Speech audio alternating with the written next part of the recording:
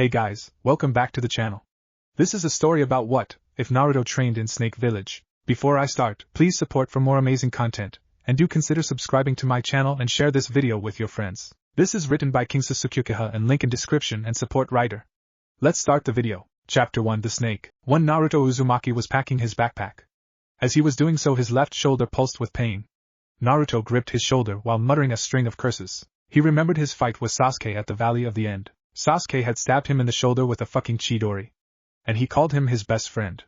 Best friend his ass. Naruto shook off the pain that Chidori inflicted and finished packing. Lastly, Naruto undid his headband before placing it in his shuriken pouch and placed the picture of Team 7 in his backpack. He then put his backpack on before opening his window and jumping out. He needed to move quickly as he knew he only had one chance at this. The village was weak, so if he left now he knew they wouldn't risk sending anyone after him. Besides, they wouldn't care anyway, thought Naruto. Why Naruto was leaving, you may ask? Well, after he brought back Sasuke from his fight at the Valley of the End. He got berated and Sasuke got treated like he did nothing wrong. Even though it was Sasuke who left on his own free will. Sasuke even admitted to leaving on his own. Naruto was planning on going to Orochimaru. Even though he hated the snake, he knew the snake would give him power. I mean, who wouldn't want to have the power of the 9 tails on your side? Naruto was going to persuade Orochimaru and join him, then use him for power to get stronger. And crush Konoha while dealing with Akatsuki. Dashing through the trees, Naruto saw the gate wide open with the guards asleep. Naruto sighed and shook his head. If someone was to invade Konoha at this moment, it would be their fault for sleeping on the job. Walking past the gate guards, he left the village, never turning back. All he needed was to go the way he went to retrieve Sasuke. And he will reach Orochimaru base. Naruto grinned before making his way to Orochimaru. 1 week later, a Chunin burst into the Hokage office unannounced. Tsunade almost fell out her chair before glaring at the Chunin. Who the hell gave you permission to bust into my office like that? Yelled Tsunade. I'm sorry, Hokage-sama, but I was walking by Naruto house and I noticed I haven't seen Naruto in a week.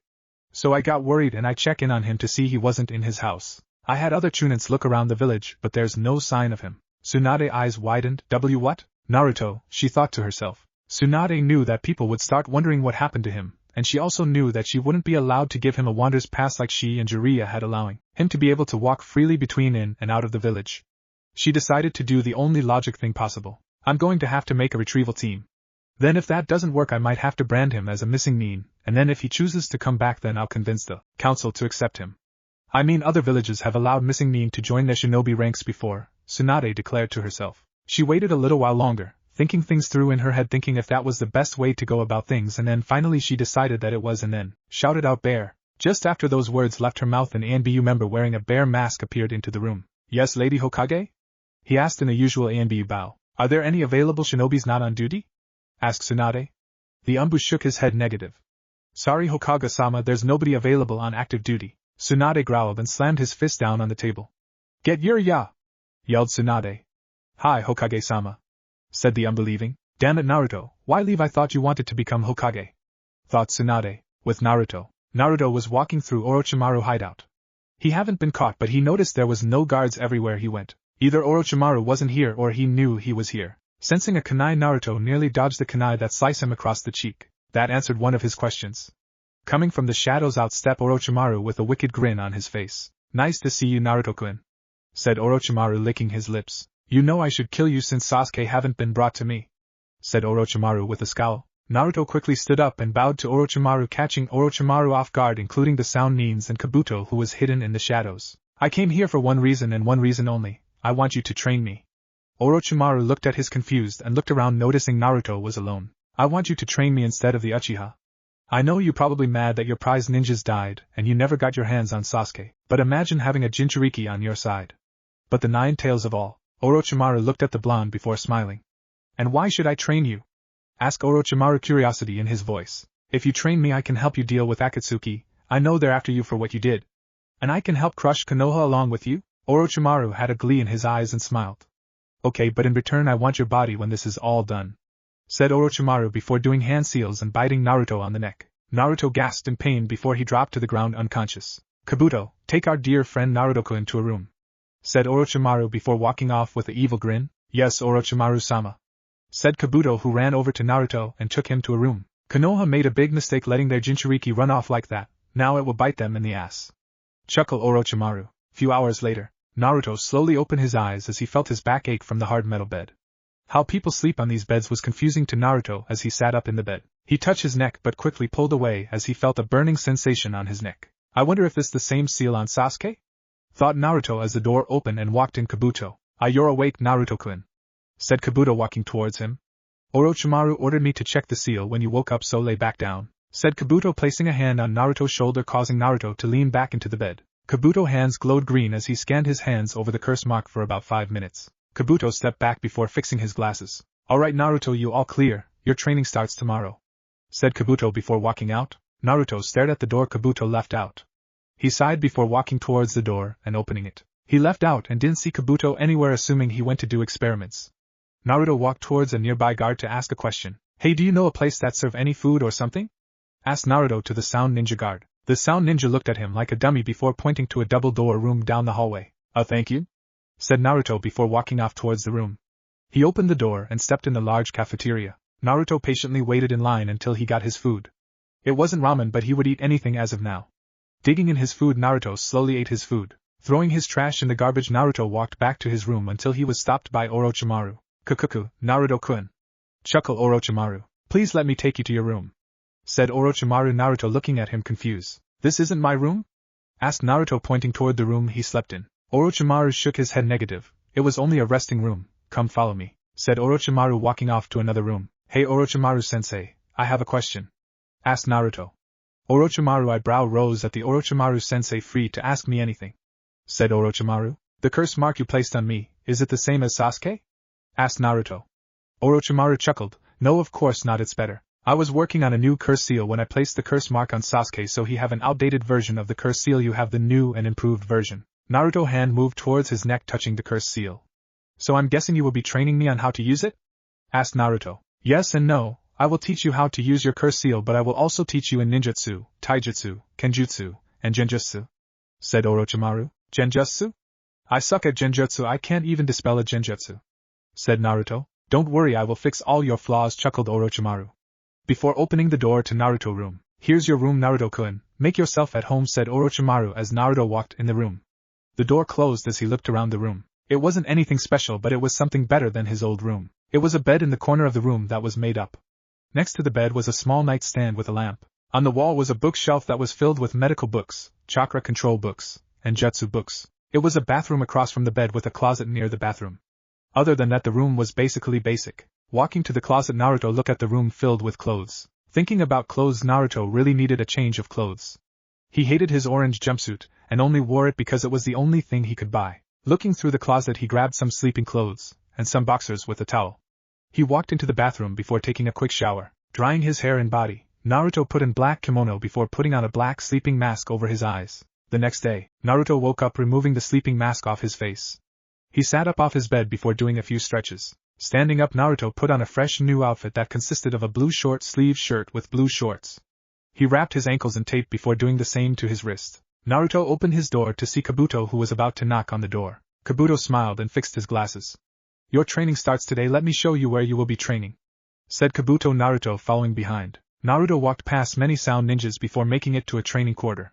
He immediately had to dodge a kunai that was aimed for his head. He looked and turned to see who threw the kunai, and it was Orochimaru, who was sitting on a rock in a lotus position grinning. Nice moves, Naruto-kun, said Orochimaru, who stood up. Kabuto closed the doors behind him as he left out. I see you changed your clothes and got rid of that ridiculous jumpsuit, commented Orochimaru. Yeah, I'm ready for my training, so what will you be training me in for today? Orochimaru grinned. First I will teach you in taijutsu, said Orochimaru before dashing towards Naruto with incredible speed, his fist cocked back ready to punch Naruto. Chapter 2. The Aftermath. In Konoha, Sasuke sat in his bed, arms folded. All he heard was ticking. He looked at the clock on the wall, and saw it was almost time for breakfast. It was all he looked forward to. He requested no visitors because he didn't want to hear Sakura's annoying voice or Kakashi-sensei chewing his ass out. He heard a knock at the door. The door opened and walked in a nurse. The nurse smiled before taking the wheelchair that was near the wall. She unfolded the chair and pushed it near Sasuke's bed. Sasuke took off his blanket before sliding into his wheelchair.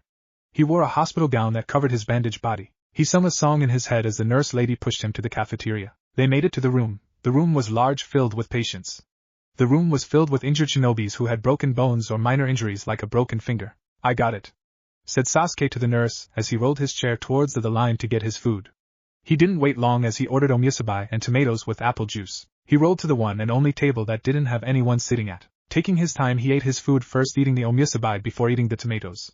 He then took a sip of his apple juice before placing the box on the table. He scanned the room as he saw some of the Konoha 12. He saw Kiba, Choji, Niji, and Shikamaru at a table eating breakfast. Shikamaru didn't seem to have no injuries but a bandage wrapped around his finger. Kiba wore a hospital gown like him. Choji also wore a hospital gown, but it was clear to everyone he had trouble eating. Niji seemed fine other than having trouble moving his shoulder. Sasuke wondered where was Naruto, knowing Naruto was pretty beat up as well. He shrugged it off and waited for his nurse to come and take him back to his room. He only had to wait for a few minutes until his nurse came back and rolled him back to his room. Sasuke laid in his bed ready to go to sleep, but heard a knock on his door. He thought he said no visitors? Thought Sasuke. The door opened to reveal Kakashi with Sakura by his side. Sakura ran towards Sasuke, hugging him. "Sasuke-kun! I'm so glad you're back!" cried Sakura into Sasuke's chest. Sasuke groaned and shoved the pink-haired girl off him. "I thought I requested for no visitors? Why the hell are you two in my room?" snapped Sasuke. "Well, Sasuke, when you request no visitors, teammates can still visit," said Kakashi. Sasuke clenched his teeth while tightening his fist. "Well, what the hell do you want?" asked Sasuke. "Well, I came to tell you some bad news and some good news," said Kakashi. "Which one would you like to hear first?" asked Kakashi. Sasuke stared his sensei before asking for the bad news. "Well, bad news is, you can't leave this village for a year, and you will be stuck doing D-rank missions for your income." Sasuke just sighed and leaned back into his pillow. "And the good news?" asked Sasuke. "You'll be able to leave the hospital next week and still be able to train by yourself and under me," said Kakashi with a nice smile. "Yeah, whatever, just get out my room," said Sasuke, staring at the ceiling. "Sasuke-kun," whispered Sakura with a worried expression on her face. Kakashi placed a hand on Sakura's shoulder before turning her around and about to leave the room. "Wait," called out Sasuke. "Where's Naruto? I haven't seen him yet?" asked Sasuke. Kakashi actually stood there. He didn't remember seeing Naruto in the hospital either when coming to see Naruto. "I asked the Hokage," said Kakashi, leaving with Sakura. With Tsunade. Tsunade sat in his office drinking a bottle of sake. He was wondering what went wrong. She just got finished with a council meeting discussing Sasuke punishment and the problem of Naruto leaving the village. To say the council, well, the elders was pissed to say the least. They was furious, losing their most powerful weapon. The shinobi council was indifferent, while the civilian side of the council was happy. She just wished it was one bad dream. But unfortunately it wasn't. She heard a huge thud and saw smoke flying in through her window. She turned to see Jiraiya sitting on a toad with a blank expression. "Where's my godson?" said Jiraiya with a cold tone, not glancing at Tsunade but looking forward. Tsunade sighed and leaned her head on the desk. "I don't know, Jiraiya, I don't know," said Tsunade in a somber tone. Said Jiraiya before leaving with his toad summoning. Tsunade just stared at the picture frames of the Hokages in the past. "What do I do? Give me the answer," whispered Tsunade to herself. With Naruto. Naruto panted on the ground on all fours as he was sweating. His shirt was ripped with multiple cuts on his cheeks. Orochimaru walked over to Naruto with a paper in hand. "I noticed 2 huge flaws in our spar," said Orochimaru. "Your taijutsu sucks, you have no fighting style and you fight like a brawler. I expected you to better in taijutsu knowing Kakashi was your sensei, but I guess he ignored you and trained Sasuke," said Orochimaru. "And your second flaw, you didn't use a single elemental jutsu, meaning you don't have any." Orochimaru handed Naruto a piece of paper. Naruto grabbed the picture, looking at it with a confused expression. "What is it?" asked Naruto. "It's chakra paper. If you channel chakra into the paper you can figure out your chakra nature," said Orochimaru. Naruto channeled his chakra as he watched the paper split in half. One side of the paper turned to ash as the other side dampened. Naruto looked up at Orochimaru with a questioning gaze. "You have 3 chakra natures, which is rare but good. You have wind, fire and water," said Orochimaru with a glee in his eye. "So what would you teach me first?" asked Naruto to Orochimaru. "First I will teach you 3 easy jutsu from each element. Fire ball jutsu, wind slicing blades, and water wall," said Orochimaru. Naruto smiled as he was finally able to learn some cool jutsus. In Konoha, Kakashi just left the Hokage mission with a somber mood. Tsunade had just told him Naruto left the village, and he would have to tell his team and friends. Kakashi didn't even feel like reading his favorite book. He sighed in frustration as he walked to the memorial stone to apologize to Minato and Kushina. With Sasuke, Sasuke couldn't sleep as he felt something wrong. He couldn't tell what it was, but something just felt off. He sat in his bed reading a book while eating on an apple. He was bored, very bored. Sasuke stared at his book. It was a book about the Sage of 6 Paths, who was believed to be a myth. But Sasuke didn't care. The book was interesting. Sasuke felt something wet hit his hair, causing him to look up. His head was leaning out the window while laying down. Looking up, he saw dark clouds before another drop fell on his face. Sasuke touched his face, whipping off the rain drop from his face. It soon begun to pour down rain with thunderstorms. Sasuke quickly shut down his window. Why was it raining all of the sudden? Was the thoughts that ran through Sasuke's head. It was now approaching summer. Suddenly Sasuke felt himself having to use the bathroom. Sitting up, he grabbed his wheelchair that leaned against his bed before sliding into the chair. He rolled himself into the bathroom, and wondered how long would it be until he have to get out this wheelchair. Kakashi said he'd be about the hospital next week. Quickly using the bathroom, he washed his hands before rolling out the bathroom. He looked up and saw Kakashi at his door. Sasuke gave Kakashi the "why are you in my room" look. He saw Kakashi had a somber mood and didn't have his favorite book in hand. He wondered what was wrong. Is everything alright, Kakashi? Asked Sasuke, curiosity in his voice. Kakashi sighed. I have to tell you something very important, said Kakashi. Sasuke looked at him, waiting for him to go on. I've already told Sakura this, said Kakashi. Just spit it out, already growled out Sasuke. Naruto have left the village, whispered Kakashi, but Sasuke heard it. Sasuke's eyes slowly widened. What? Chapter 3, Cosmos. 2.5 years have passed since that fateful day.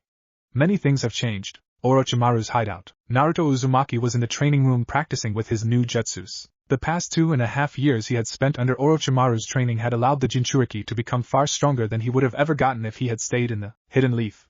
Naruto's hair was longer, but not by much, and his skin was lightly tan. He now wore a long-sleeved whitish-blue shirt that was open in the front, showing off his hard pecs and flat stomach, and had the Uzumaki swirl on the back. If you looked closely, you could see the seal on his stomach which kept the nine-tailed fox contained, and if you looked on the left side of his neck you would see the curse mark, with the suppression seal around it.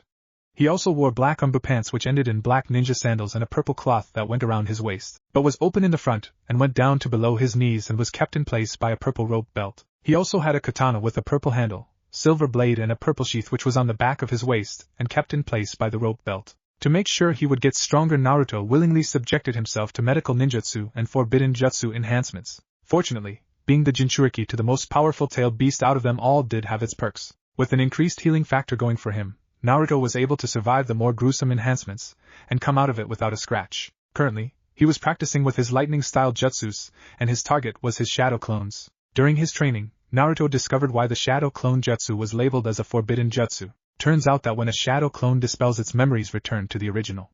That meant that the jutsu was perfect for infiltration, espionage, and training. Things that would take weeks of training to learn only took days with the shadow clones. Lightning style, lightning current, shouted Naruto as his right hand became encased in lightning before he slammed it into the ground. An electrical current shot through the floor and electrocuted several shadow clones. A few clones appeared behind Naruto with katana in hand and swung at him. However, Naruto disappeared before reappearing behind the clones that tried attacking him while sheathing his katana. Once the katana clicked into place, the clones split in half before disappearing in a puff of smoke. Naruto looked to see a clone standing smirking with a Rasengan in hand. Naruto smirked as he held out his right hand and formed a Rasengan. After he began his training under Orochimaru, Naruto decided he needed to learn how to form the Rasengan without the need of a shadow clone, because he knew that if an enemy were to destroy the clone before it could finish forming the Rasengan, then Naruto wouldn't stand a chance. So he began the Rasengan training all over again, but this time he wanted to be able to form it one-handed like he could in his Nine Tails, one-tail mode. So after months of failures and cursing, he finally managed to pull it off. However, he had a long ways to go before he could master it. Now he had not only mastered the Rasengan, but also mastered the new way to form it without the need of a shadow clone. The clone with the Rasengan rushed at Naruto with the intent of impaling its original. However, Naruto ducked under the jutsu and brought up the Rasengan right into the clone's stomach, sending the clone rocketing into the roof. Bam! The clone hit the ceiling, causing a crater to form where he had hit before dispelling. Naruto looked at his handiwork and saw that the training room was completely destroyed. Judging by how the room is, I'd have to say my power is at least high Anbu level, maybe mid-Kage. However, it isn't good enough. Members of the Akatsuki were high S-rank ninjas that was either low Kage level or mid to high Kage level. And they traveled in pairs, thought Naruto. At that moment, a sound ninja appeared. Naruto Uzumaki, Lord Orochimaru requests your presence, said the sound ninja. Naruto looked at the sound ninja with an emotionless look before nodding. Get this place fixed up before I return, or else, said Naruto with an equally emotionless voice as he walked past the sound ninja and toward the door. The sound ninja looked at the destroyed training room before looking back at Naruto. He's far stronger than Lord Kabuto, and almost as strong as Lord Orochimaru. I'm just glad he's on our side, thought the sound ninja. With Naruto, Naruto was walking through the halls of the hideout while making his way to Orochimaru's sleeping quarters. I wonder what Orochimaru wants. It better be important because it's cutting into my training, thought Naruto.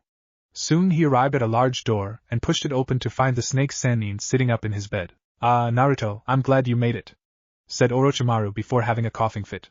Naruto looked on with that same expressionless look. What is it that's so important that it required you to interrupt my training, Orochimaru? Asked Naruto. Orochimaru chuckled. Hehehehe, I know how important your training is, Naruto, but I have a mission for you, said Orochimaru. Naruto looked at Orochimaru with a faint hint of curiosity. What mission? Asked Naruto. Orochimaru chuckled. Not too far from here there is a village named the Village of Cosmos, said Orochimaru, chuckling before coughing. I want you to go out there and bring me back this special herb. It's pink and blue, it's lily of the bloom. This flower should help ease my sickness, said Orochimaru, chuckling. Why can't Kabuto do it? Ain't he's your runner's boy? Asked Naruto in a stern tone. Well, you see, Kabuto is out right now getting the other stuff, so I need you to go get the herbs I requested, said Orochimaru. Fine, but only so you don't die because I still need training, said Naruto, walking away. Orochimaru smiled and chuckled to himself. Soon, very soon, Naruto, your body will be mine, chuckled Orochimaru as he watched Naruto leave the hideout. With Naruto 20 minutes later, Naruto walked down the streets of the village Cosmos. It was trashed with destroyed buildings and it reeked of shit. It was in the same environment just like the Land of Waves a few years ago. But even worse, thinking about the Land of Waves, he wondered how they were doing. Walking down the street, he saw old people, young adults and kids sitting on the street in rags begging for money and food. He watched as mothers breastfeed and fed their kid whatever they can find that was edible. He saw dogs and cats laying on the sidewalk, some even in dumpsters trying to eat. He saw one dog that had white fur. The dog needed a cut bad, like very bad. Walking towards the dog, Naruto kneeled and took out a can of tuna fish. He sat the food down and watched as the dog ate. Deciding to be generous, he took out a kunai and cut the overgrown fur off the dog body. He patted the dog on its head before walking off. The dog barked in excitement as he watched Naruto leave. Walking through the streets, he found a nearby store and decided to enter the store. It didn't have a lot of food in it, but it was enough. How much for all of this? Asked Naruto. The man looked at him as if he was stupid. Don't waste my time, old man. How much for everything here? Asked Naruto again. Well, around 3,000 yen, said the old man. Naruto took of his frog wallet and opened his wallet. It was stacked filled with money to the point it was about to burst out. He'd been doing multiple missions for Orochimaru, which he did to test his skills. He always got paid a lot, but he didn't care to spend. He actually still had some back at the hideout, which was in a jar that was almost filled to the top. Taking out 5,000 yen because Naruto thought it was a bit cheap for the stuff he was buying, he gave the man the cash. He threw up a similar hand sign before whispering, "Multi-shadow clone jutsu," whispered Naruto as he clones started putting food in the bags. Thank you very much, you kind young man, said the old man with a generous smile. Don't think nothing of it, said Naruto as he left the store with his clones before taking a bag of food himself. Took around an hour to feed almost half the village. He stopped near a man who was sleeping on the sidewalk. He only had one shoe on his feet and looked like he hadn't seen a bath in decades. Naruto tapped the man. The man shot up before putting his hands up to defend himself. Hey, are you hungry? Asked Naruto to the man. The shivering man slowly put down his hands to see Naruto handing him over a bag of food. Why, yes, I'm very hungry, said the stuttering man. Naruto handed him over the bag before standing up ready to leave. Why? Why are you giving me food? Asked the man. Naruto looked over his shoulders. Because I used to be like this too. I used to live on the streets going days without food, and I hate seeing others have to go through that, said Naruto before leaving. For the first time in 2.5 years, Naruto felt good in his heart. Just seeing people on the streets starving and cold reminded him of his childhood and how he used to be. He wondered who did this to them, and whoever did this was going to pay big time. Konoha. Team 7 stood in the room of the Hokage office. The team consisted of Sasuke Uchiha, the last Uchiha. He was the apprentice of Kakashi Hatake, who was the team leader of Team 7. He wore a short-sleeved zipped-up white shirt with the Uchiha symbol on the back. He wore black pants with long black shinobi sandals.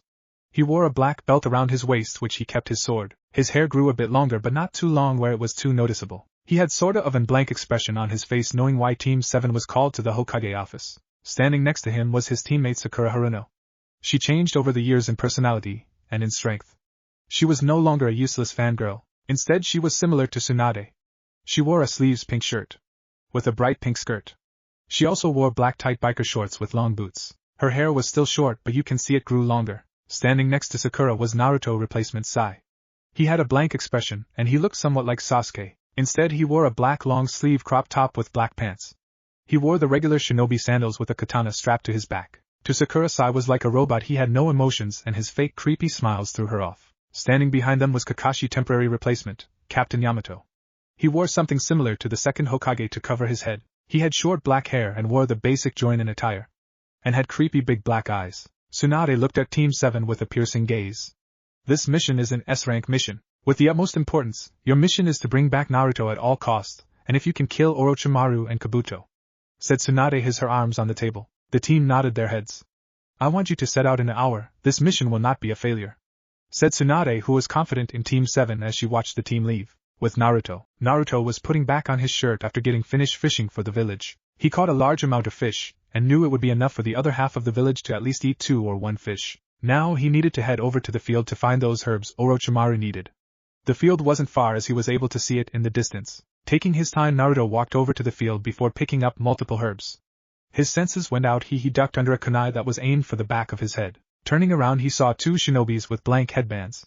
They wore masks covering their face. The 2 wore all black, something that reminded him of the demon brothers from the Land of Waves mission. Who are you guys? Asked Naruto, sitting down the bucket of herbs. You the guy who was feeding the villagers? Said the man, anger stitching to his voice. Yeah? What it got to do with you? You didn't get any food? Asked Naruto. One of the men chuckled before bursting out laughing. You think we care about that crap? This village is ours, said the man. Naruto narrowed his eyes at the 2 people. So you the ones taking their food and supplies? Asked Naruto, who was getting angry on the inside but was calm on the outside. He needed to control his emotions. It was something Orochimaru taught him. One of your biggest strong points in the ninja world was your emotions. That's right, and when we're done with you we would gladly take all your money, said one of the men as he dashed towards Naruto. Naruto dodged his punch before blocking a high heel kick. He saw the other ninja behind him and decided to grab the ninja leg, and before swinging him into the ninja who was behind him. Running forward, Naruto grabbed his sword before adding wind chakra to it. He swung his sword at the man's chest, who tried to block with a kunai just for it to snap in half due to the wind chakra. The man's eyes widened in fear as he saw and felt the sword slash through his chest. Blood gushing out the large wound. He felt the ground rumble and turned around to see the other guy with his palms on the ground. The ground rumbled and started to crack. Using his battle instincts, he jumped in the air to see a mud dragon shooting towards him. Lighting beats earth, thought Naruto as he did hand signs and an electrical fox that was similar to the Kyuubi, but only had 3 tails shot toward the mud dragon, diving through its throat. Naruto watched as the mud dragon blew up into millions of tiny little pieces, landing on the ground. Naruto felt someone grab him from behind. It was the same guy he injured from earlier. Looking forward, he saw the other guy charging up a jutsu. It looked similar to his Rasengan, but Naruto knew it wasn't the Rasengan. The just was white ball of compelling wind ready to kill him. The man dashed towards Naruto, his hands cocked back. He grinned before his eyes widened in realization and in horror. He wasn't slamming his jutsu into Naruto, he was slamming the jutsu into his partner. Naruto had did the basic academy jutsu when you switch with another person. Naruto watched the dead shinobi drop to the ground. Moving fast, Naruto grabbed the shocked man by the throat. Tell me where all the stuff is or you die, said Naruto in a calm tone, just too calm, and the man knew Naruto wasn't joking. It's in our bunker with our leader, I promise you I'm telling the truth, said the man, begging for his life. Take me to your bunker, said Naruto, dropping the ninja, or end up like him, said Naruto, pointing to the dead body at his feet, sealing the basket of herbs in a sealing scroll. Naruto walked behind the man with his sword at the back of his neck. It didn't take long to reach the bunker. This the bunker, said the man, shaking and shivering. Open it, said Naruto, pushing him towards the door. It could have been a trap, but Naruto wasn't taking no risk. The man opened the large doors to the bunker by channeling chakra. Good, but I learned something very valuable from Orochimaru. Never let my enemies live, they can come back to bite me in the ass, said Naruto before cleaving the man head off. Naruto disguised as the man before walking in the base that was filled with men.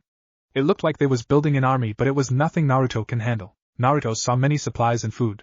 He was going to kill every last one of them. He didn't kill for the sake of fun like Orochimaru, but he hated people who took from others who didn't have it. It only reminded him of his past life, where he had to live on the streets, hide in alleyways, going days without food, sometimes eating from the dumpster. He used to get beatings from the villagers, and it was those eyes he received from the villagers. He was terrified of those eyes and the glares that was sent his way. That was his goal in life, to kill every last person who was a part of the Land of Fire. He was going to kill every in the village. Walking around, he was stopped when someone grabbed his shoulder. He turned around to see a group of men looking at him. Hey, where's your partner? Yugo? Asked one of the men. So Yugo was his name, thought Naruto. I killed him, said Naruto, causing the group eyes to widen. Naruto shot his fist forward as a lightning sword shot through one of the men's chest, stabbing him in the heart. Naruto removed his disguise, showing himself to the group. I hate scum like you people, said Naruto as his eyes was red with slits. He leaped into the air before crashing down with his sword, stabbing on the man in the chest. He dodged one of the other men's attacks before killing him. It didn't take long until the hideout was covered with blood and dead bodies. He killed the last ninja as he slit the throat of the men. He walked towards the double doors, no doubt was their leader. Kicking the doors open, he saw a tall man with a mustache and a suit who fell on his ass in fear. I give you everything you want, money, women, supplies, heal, even everything I have, said the man. You just like Gato," said Naruto, causing the man to look up. "You know Gato? My brother?" asked the man before receiving a lightning blade through the heart.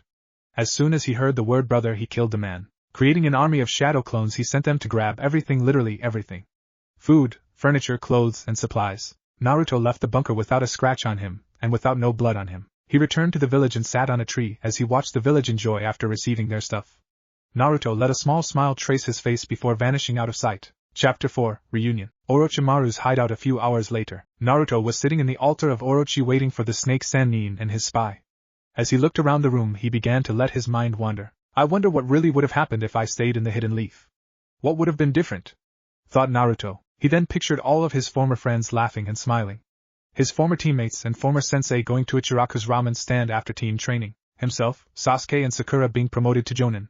Sakura and him finally going on a real date. Naruto shook his head as he tried to rid himself of those useless thoughts. There was no way he was gonna beat the Akatsuki and destroy Konoha if he kept letting all these what-ifs and memories keep getting to him. He then closed his eyes as he tried meditating to calm himself.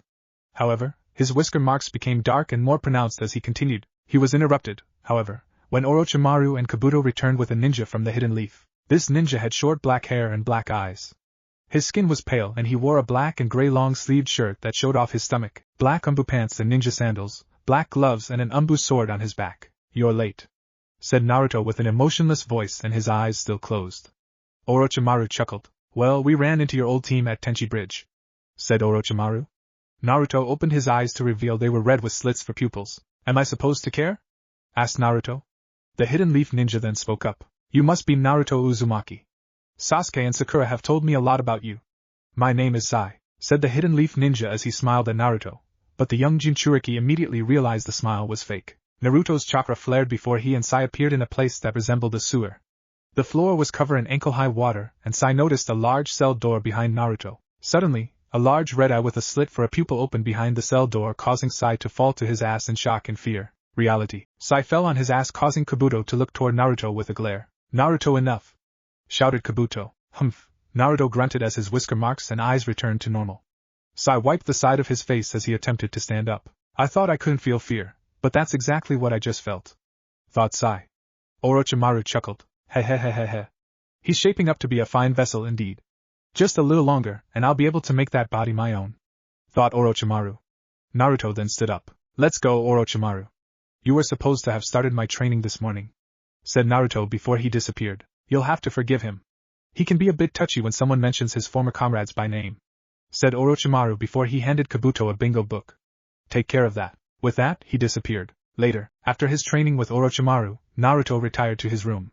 However, he noticed two very familiar chakra signatures in the hideout. They're both here? Probably for me. If it's one thing we all had in common, it's that we never gave up, thought Naruto. He then decided to wait for them to come to him before disappearing. Altar of Orochi. Naruto appeared in front of the giant snake statue and sat down as he awaited the arrival of his former teammates. However, he noticed multiple strange little black and white mouses coming toward him. Once the mouses reached him, Naruto's eyes widened as he realized what this mouses was. Suddenly, the mouses exploded, causing a huge explosion, destroying part of the hideout where the sun was able to shine through the hideout. It was a large crater through the middle where Sai stood looking up. Suddenly, a certain pink-haired kunoichi ran into the room. Sakura, now a chunin, wore a red zip-up sleeveless vest with black shorts and a pink skirt, high-heeled ninja boots, elbow warmers and gloves. Her headband now had a red cloth instead of blue with the forehead protector that had the Hidden Leaf Village symbol on it. Seeing Sai, Sakura rushed over to him and grabbed him by the front of his shirt. Sai, you bastard! You were planning to assassinate him this whole dash, said Sakura before she was interrupted by an all-too-familiar voice. Sakura. It's been a while, said a voice causing Sakura to go wide-eyed as she looked up to see Naruto standing on top of the Deidara hideout. Naruto, said Sakura as she released her grip on Sai's shirt. Sakura couldn't believe her eyes. It really was him.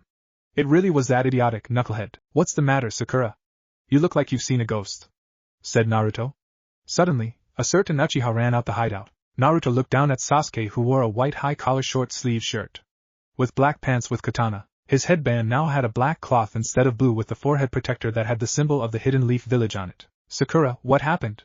Asked Sasuke. And Sasuke too, said Naruto, causing Sasuke to go wide-eyed as he turned and looked up to see Naruto, his former best friend. Naruto? Asked Sasuke.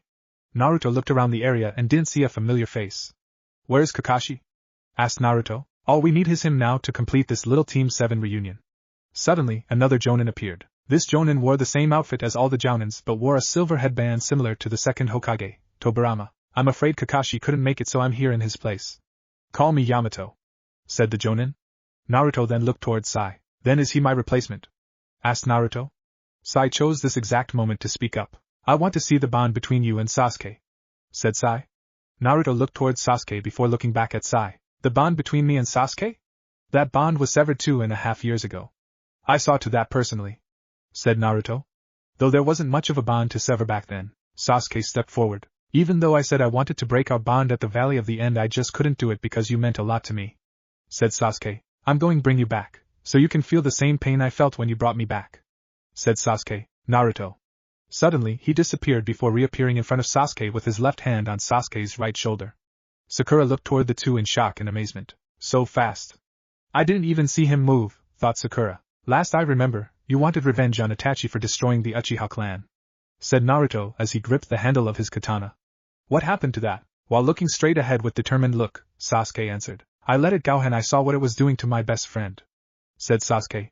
When I do see Itachi I make sure I end him, but I won't be chasing him and let revenge get to me again, spoke Sasuke. Humph. Naruto grunted as he unsheathed his katana and made to stab Sasuke in the back. Naruto! Sakura shouted in an attempt to stop him. However, Naruto's blade only met the blade of Sai's katana, for the hidden leaf ninja had moved behind Sasuke to block the attack. The block you chose was the correct one, said Naruto as Sasuke and Sai leaped away from him. Sasuke pulled out several kunai and activated his 3-toed Sharingan, while Sai pulled out several shuriken before both ninja tossed the kunai and shuriken at Naruto. The young Jinchuriki, however, merely swung his katana at a speed so fast that Sasuke's Sharingan couldn't keep up and deflected the kunai and shuriken before sheathing his katana. Is that it? Asked Naruto. Sasuke gritted his teeth as he performed a couple hand signs before gripping his left wrist. His left hand became encased in lightning chakra as he charged up a Chidori. Chidori, huh? Alright, I guess it gives me a chance to test it out, said Naruto as he gripped his sword before it was covered in lightning. The sword grew longer and wider, almost as big as the Buza sword. Naruto and Sasuke rushed at each other before colliding their attacks together. Lightning crackled around the two former friends as their jutsus clashed. Even though Naruto's wasn't really considered a jutsu, Sasuke glared at Naruto, while the Jinchuriki simply stared at him with that emotionless stare. Having had enough, the two jumped away from each other. How can you use Lighting Infinity? Asked Sasuke. It's one of my chakra natures. No need for you to know and more, said Naruto. Super Beast Scroll Dog, shouted Sai as he unraveled the scroll, and out came several painted dogs that rushed at Naruto. The rogue ninja, however, turned quickly and impaled one of the dogs with his lightning chakra enhanced katana. Lightning style, lightning current, said Naruto before an electrical current shot out of the first dog and engulfed the others, causing them to explode and cover the area in smoke. Naruto then appeared in front of Sai once the smoke cleared and kicked him in the gut, sending him flying into the wall. Sasuke then rushed at Naruto and threw a punch at him, but the rogue ninja simply caught the punch before elbowing Sasuke in the gut and threw him into the other wall. After recovering, Sai and Sasuke ran at Naruto. The rogue ninja, however, sheathed his katana before both his hands became encased in lightning. Seeing the danger immediately, Yamato performed a couple of hand signs. Wood style, wood hand jutsu, shouted Yamato as his right hand became wood and stretched towards Sasuke and Sai. Lightning stream, said Naruto as he released Chidori from his entire body just as Yamato grabbed Sasuke and Sai, shocking not just them, but him, too. Sakura was too shocked to move. Naruto can use lightning and emit it from his entire body. Just how powerful has he become, thought Sakura.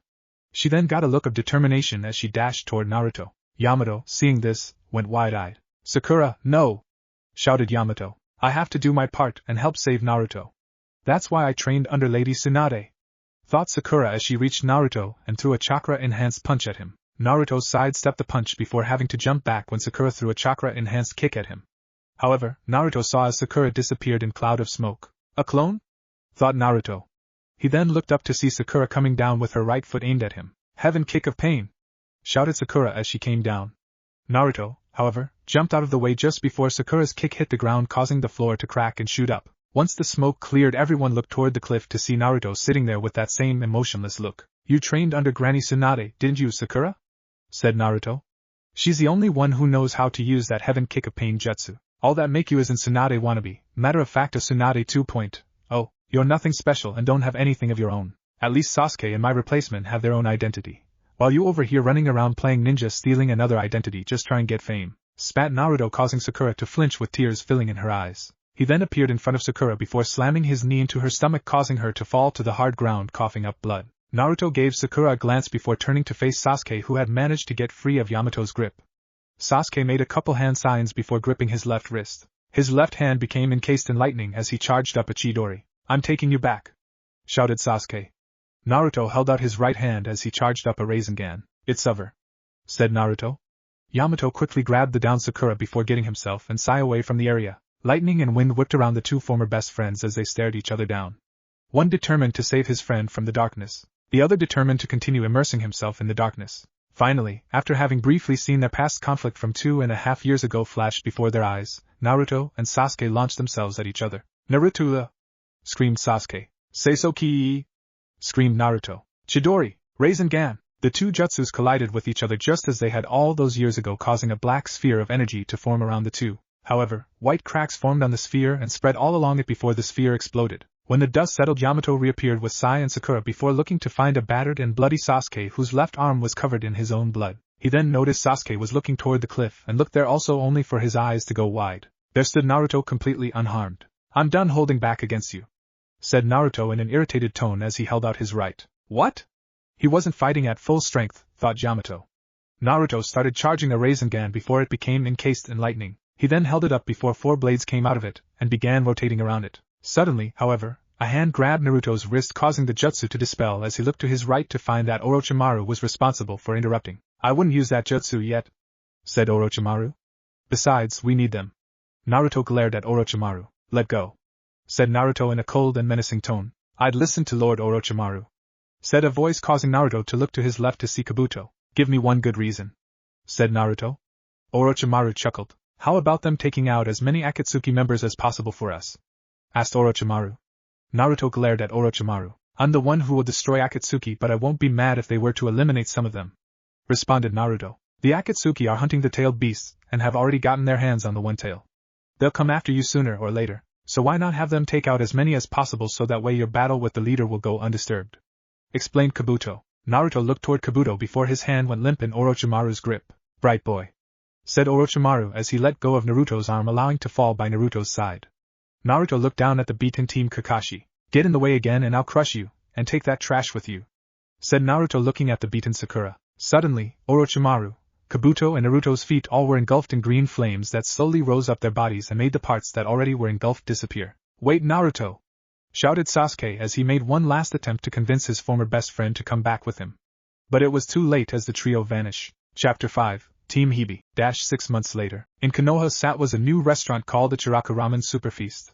It'd been a week since the restaurant had been booming in popularity. As you can guess, this restaurant used to be a tiny little ramen stand, but now it was a restaurant owned by Old Man Tucci and his daughter Ayam. Ichiraku Ramen easily became the best restaurant all around Konoha, surpassing the Akamichi barbecue restaurant. This was the place where people came to enjoy dates or hang out with their friends. It was a 2-story restaurant with another level on the roof for where the dates took place, but it was a bit more expensive due to the nice view. Sat at an table was the Konoha 12.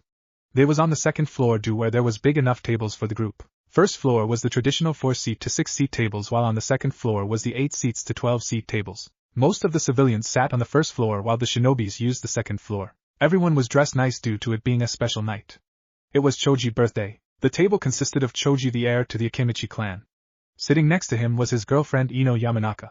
They started dating only a few months back. Sitting to Choji's left was his best friend Shikamaru Nara, the heir of the Nara clan. Sitting next to Shikamaru was Kiba Inuzuka, heir to the Inuzuka clan. Sitting next to Kiba was his supposed girlfriend Hinata Hyuga, heir to the Hyuga clan. Next to Hinata was Shino Aburame, the heir to the Aburame clan. Sitting next to Shino was Sai, which the two got along very well due to the two being quite and antisocial. Next to Sai was both Sakura and Sasuke. And next to Sasuke was Team Guy, which consisted of Niji Hyuga, Ten who was Niji's girlfriend, and Rock Lee. This group made up the Konoha 12, a very famous group around Konoha. "How, when the last time we all been together like this?" said Kiba, who was loud. Shikamaru sighed. "Well, Kiba, if you mean when the last time we all was in the same location as in group, it was yesterday," said Shikamaru. Kiba grew a tick mark on his forehead and clenched his fist. "I mean, when was the last time we all sat at dinner before?" yelled Kiba. "I can't seem to remember. Maybe around last year?" spoke Niji with his hand on the table, his face in his palm with an thinking expression. "Well, it feels good to be sitting here again," said Ino, who smiled and picked up her menu. Yeah, whatever," mumbled Shikamaru, picking up his menu. Ino glared at Shikamaru. "What was that, Shika?" asked Ino. "Nothing," replied Shikamaru, thinking Ino was troublesome. So how was everyone last mission? Asked Kiba, who sat his menu down and grabbed Hinata's hand from under the table. Hinata flinched, before slowly moving her hand away that went unnoticed by everyone. Our last mission was boring, all we did was capture some random bandits in the land of crystals, said Tenten, getting a nod from Niji. Boring? A mission is never boring when you get to test yourself against powerful enemies, said Lee, causing everyone to sweat drop. Well, nothing special happened on our mission either. We only fought like this B-rank missing ninja from the cloud while we was on our way to the village of Cosmos, said Ino, holding Choji's arm. Well, me and my time had this super kick-ass mission where we saved the princess from these evil terrorists, said Kiba, getting a nod from Shino. And what about you guys? Asked Niji to Team 7. Sakura could only drop her head in a somber tone, while Sasuke clenched his fist. Our mission went horrible. Actually, we failed our mission, said Sai as he noticed Sakura or Sasuke wasn't going to speak. Their last mission was 6 months ago after failing to bring back Naruto. Sasuke and Sakura was motivated into training stronger. Well, what was the mission? Asked Tenten. It was to bring back Naruto when we figure out the location of Orochimaru hideout, said Sakura, who looked like she was about to burst into tears. Everybody at the table jumped in slight fear at the mention of Naruto's name. When everyone found out Naruto left the village 3 years ago, everyone was devastated by the information, but most importantly everyone felt betrayal, knowing he went to seek out Orochimaru for power due to Jiraiya's spy network. He was too strong. He made us look like wannabe ninjas. He ragdolled us, said Sasuke, clenching his fist in anger, but not at Naruto but towards himself. Everyone at the table was shocked to hear this. Team 7 was arguably the strongest team in Konoha, and to hear they got destroyed by Naruto was tough to hear. The only thoughts that ran through everyone's mind was how strong was Naruto, and it don't change the fact he was holding back, said Sakura, causing the group to frown. I swear next time I see him, I will bring him back, said Sasuke to the others. No, you won't, said Shikamaru, causing everyone to look at him. The next time we see him we all will bring him back, said Shikamaru, causing everyone to brighten up and order their meals. Hinata could only look down at her food, picking at it as if it was a toy, and slowly eating her food. He blocked out the noise that was around her. She couldn't focus, and it was for one reason, and one reason only. She couldn't stop thinking about Naruto, her crush. When she found out Naruto left the village, she was heartbroken and wished that she told him how much she loved him. It got too bad to the point she locked herself in her room for a month. The only one able to get her to leave her room was Kiba. It's how the two started dating, but Hinata knew her heart truly only lied with Naruto. No matter how much time she told herself she hated Naruto and loved Kiba, her heart told her otherwise. So as of now her and Kiba relationship was on thin strings, not that Kiba and the others knew. But now that Naruto pulled back up in her mind, she couldn't get him out her head. She wondered how he looked and if he still wore that same goofy smile that warmed her heart. She noticed the waitress walking to a table with a plate filled with sake bottles. She took one of the sakes and started to drink the sake. Bring another plate, said Hinata as she started drinking from another bottle. She sat the bottle on the table and looked up to see everyone looking at her. Hinata shrugged and pushed the plate to the middle. Niji was the first to grab a bottle before he started to drink. I don't see why we can't have a little fun for my birthday, said Choji as he started to drink along with the rest of the group. A few hours later, Hinata was resting on Niji's shoulder as Niji dropped Hinata off to her room due to her being completely wasted. Niji, who only had 3 shots, wasn't that drunk and was able to take Hinata home. Thank you, Niji, mumbled Hinata as she watched Niji close her door. Hinata immediately took off her shoes and flipped onto her bed. She would definitely have to sleep this off, was the thoughts running through Hinata's head as she fell asleep. The next day at Ino's house, Ino screamed in frustration when she was leaving her house to head over to Sakura's house. She had picked up a newspaper and found out not only her but the whole Konoha 12 was on the front page of the newspaper. It was a picture of the Konoha 12 that was completely drunk. The title was, "The Konoha 12 Reunite After a Year in the Newly Opened Restaurant Ichiraka Ramen Super Feast." It was so embarrassing, and she saw it was an article of what happened last night. She decided to read the article before ripping the paper to shreds. She was going to kill the newsboy. Hyuga compound. Hinata sat on her bed with her head in her palm. Her head hurted and it felt like someone was stabbing her repeatedly. Standing up, she went to her bathroom before throwing up. She felt much better after throwing up. Standing up, she flushed the toilet before getting dressed to head out. She left her house to see a packet of paper on the ground. Knowing it was about them, she decided not to read it. She left the compound heading towards the park. The park filled with joy, filled with flowers, filled with kids running around and playing. When she reached the park, she sat on the bench and watched the kids play. A smile came across her face from watching the kids play. It was one of the times she ever felt happiness.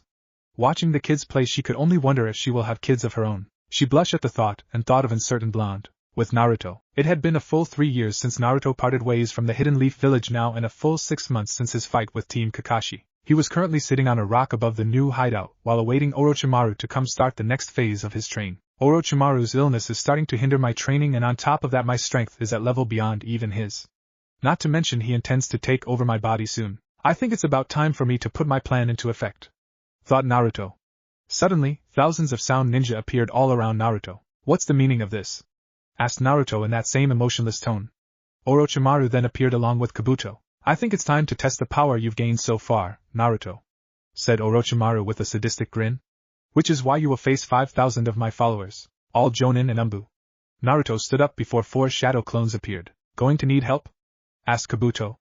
Naruto rolled his eyes, as if, I simply want to get this over with as quickly as possible, said Naruto. Orochimaru chuckled. He, very well, said Orochimaru. Then let's see if you can beat them within 3 minutes. Naruto looked toward the group of sound ninja. I'll only need 3, said Naruto before he and his shadow clones took 1,000 apiece and rushed headlong into the army of sound ninja. Orochimaru and Kabuto watched as Naruto and his clones took on the army of sound ninja with ease. Orochimaru chuckled as he watched his vessel plow through the sound ninja like they were nothing. Soon that will be my body. I had my doubts about forsaking my original plans of having the Sharingan, but this worked out nicely instead, far better than I originally hoped, thought Orochimaru. He ha, laughed Orochimaru. He and Kabuto then noticed that Naruto's shadow clones were gone and Naruto was sitting on the rock he had been perched on, when they appeared surrounded by 5,000 defeated sound ninja. Well done, Naruto.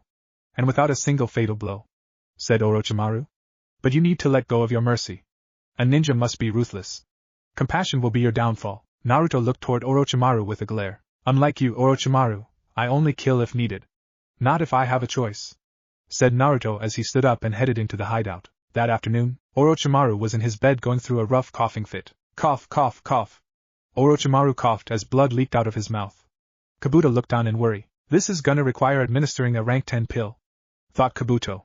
He then handed Orochimaru a glass of water. This damn body is at its limit, said Orochimaru. Kabuto walked toward the door. Wait here.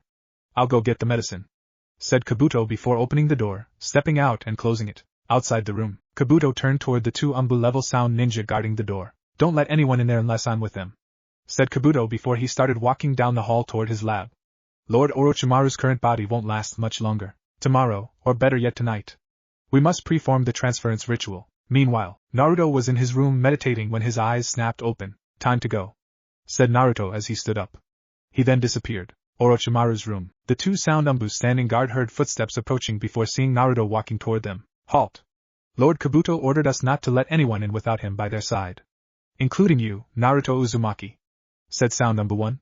Naruto glared before disappearing. He then reappeared behind the 2 sound Umbu followed by them dropping to the ground unconscious. I didn't ask to be let in anyway, said Naruto before turning toward the door. He then unsheathed his katana and rested the blade on his shoulder. He lifted his left hand toward the door before it became encased in lightning.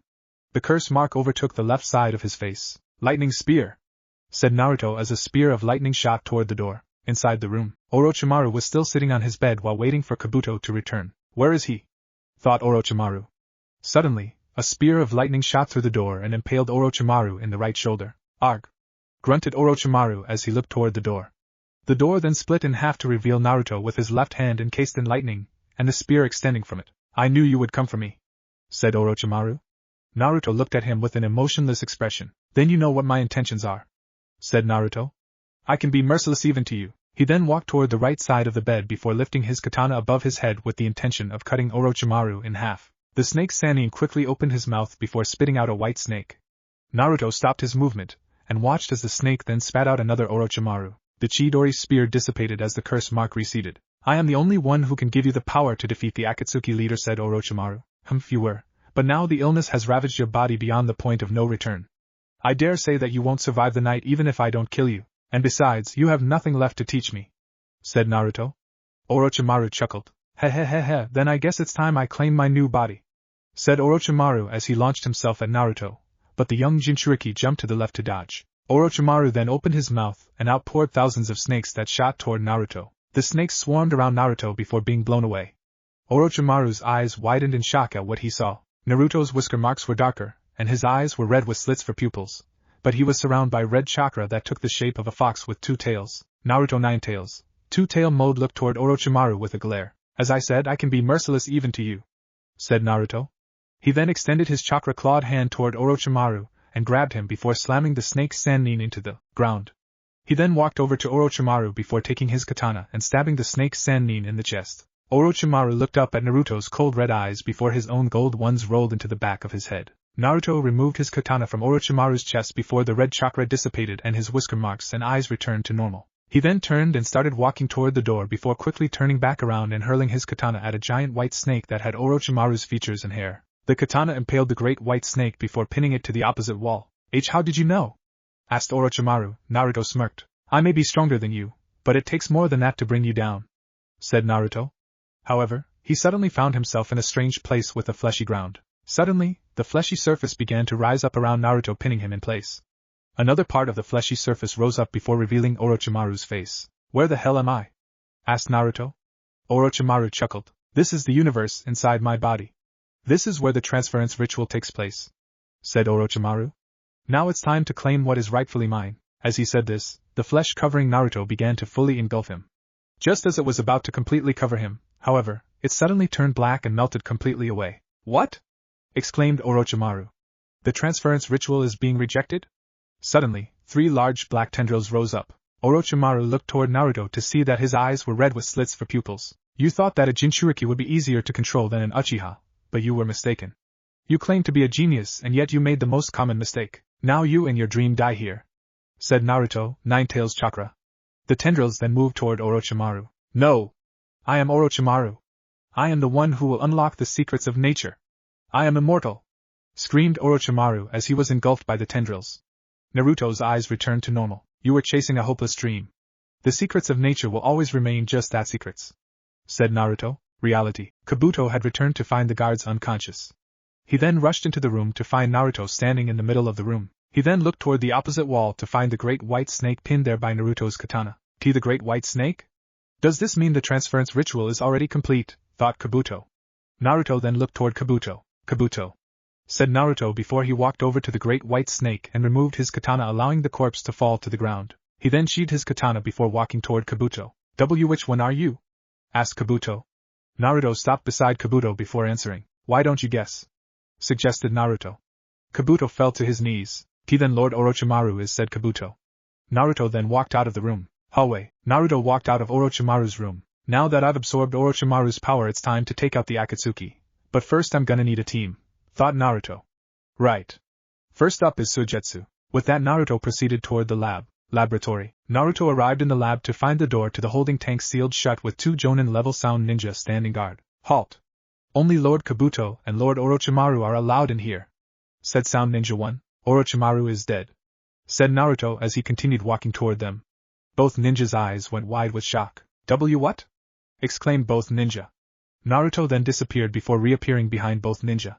Both Sound Ninja dropped to the floor unconscious. Naruto looked toward the door. Better hurry before Kabuto gets over his shock and sounds the alarm, thought Naruto. He then unsheathed his katana before the blade became cloaked in lightning chakra. Naruto then swung his katana straight down and split the door in 2. Naruto proceeded into the room to find the walls lined with tanks full of water. He then walked toward the one at the far end of the room. Let's get you out of there, Suigetsu, said Naruto. He then stabbed his lightning chakra-enhanced katana through the glass before cutting in a vertical line. Water leaked out before the pressure became too much for the tank and the glass shattered, causing the water to spill out. Naruto then looked down at the water as he sheathed his katana. Get up, Suigetsu, said Naruto before he slammed his foot on the ground. Oh. Alright, I'm up, said a voice before the water rose up and took the form of a human with white hair and purple eyes. He wore nothing as he was naked. What are you doing here, Naruto? You're gonna piss off Orochimaru if he finds out you freed me, said Suigetsu. Orochimaru is dead, said Naruto, causing Suigetsu's eyes to widen. I killed him before coming down here. Well, you have my thanks, but why free me? Said Suigetsu. Because I need you and 2 others. I'm making a team. The choice is yours, said Naruto. Suigetsu mulled over. Well, I do owe you for freeing me. Alright, I'm in, said Suigetsu. So who are we gonna recruit next? Karen, Naruto simply answered. Suigetsu groaned in annoyance. Not that woman. She and I don't get along well, said Suigetsu. Naruto turned and began walking toward the door with Suigetsu in tow. I'm not saying that you have to get along. Just cooperate, said Naruto. Suigetsu sighed. Fine, but no promises, said Suigetsu. First we let out these prisoners, said Naruto, walking to a cell before using wind chakra to destroy the lock. The prisoners looked at him with fear. You all free to go. I killed Orochimaru, no need to worry now, said Naruto as he watched the prisoners run out the hideout. Hey Naruto, asked Suigetsu, getting Naruto attention. It was your team that brought down Zabuza, right? Do you mind showing me where his blade is? Asked Suigetsu. If you show me where the blade is and I get it, I won't mind following you around, said Suigetsu. Naruto turned back before walking off. Put some clothes on, said Naruto before walking off, causing Suigetsu to grin. Land of Waves. It didn't take them long to reach the Land of Waves as they walked across the bridge. Hey Naruto, is it me or did that bridge just had your name on it? Asked Suigetsu, who was dressed in a purple shirt with white pants. Yeah, answered Naruto as he continued to walk across the bridge. So how strong was Zabuza when you met him? Asked Suigetsu. He was tough already. He also had a partner which me and my teammate dealt with while my sensei took care of Zabuza. It was a tough fight but we won. But in the end Zabuza was betrayed by Gato, and he died to blood loss and chakra exhaustion, said Naruto, who finally reached the grave of Zabuza and Haku. Hey, where's the sword? Asked Suigetsu. Naruto shrugged his shoulders before walking away. Someone must have taken it. Let's go ask around, said Naruto as Suigetsu followed behind. They made it to the village and Naruto noticed how different the village was. It was more happier, and he didn't see a single person on the street. The village was clean and the houses and stores looked nice. Why do you want this blade so bad? Suigetsu? Asked Naruto, causing Suigetsu to put his hands behind his head. The blades of the 7 swords men of the mist was passed down. To generations, that was the system. I'm aspired to become one of them and train using the blade. Since Zabuza Senpai is gone, it's only right for me to have it, said Suigetsu before someone bumped into him. Watch where you're walking, you idiot, yelled the man who bumped into Suigetsu. Suigetsu was ready to punch the man until Naruto stopped him. Hey, you got a problem, bro? Asked the man to Suigetsu. Naruto glanced in the man's direction, causing him to flinch and take a step back before walking away. What's his problem, that stupid jerk? You're so nice, Naruto, said Suigetsu. Suigetsu looked behind him to see a small restaurant. A grin came across his face as he pointed to the restaurant. Hey, want to grab a bite? Asked Suigetsu, pointing to the restaurant.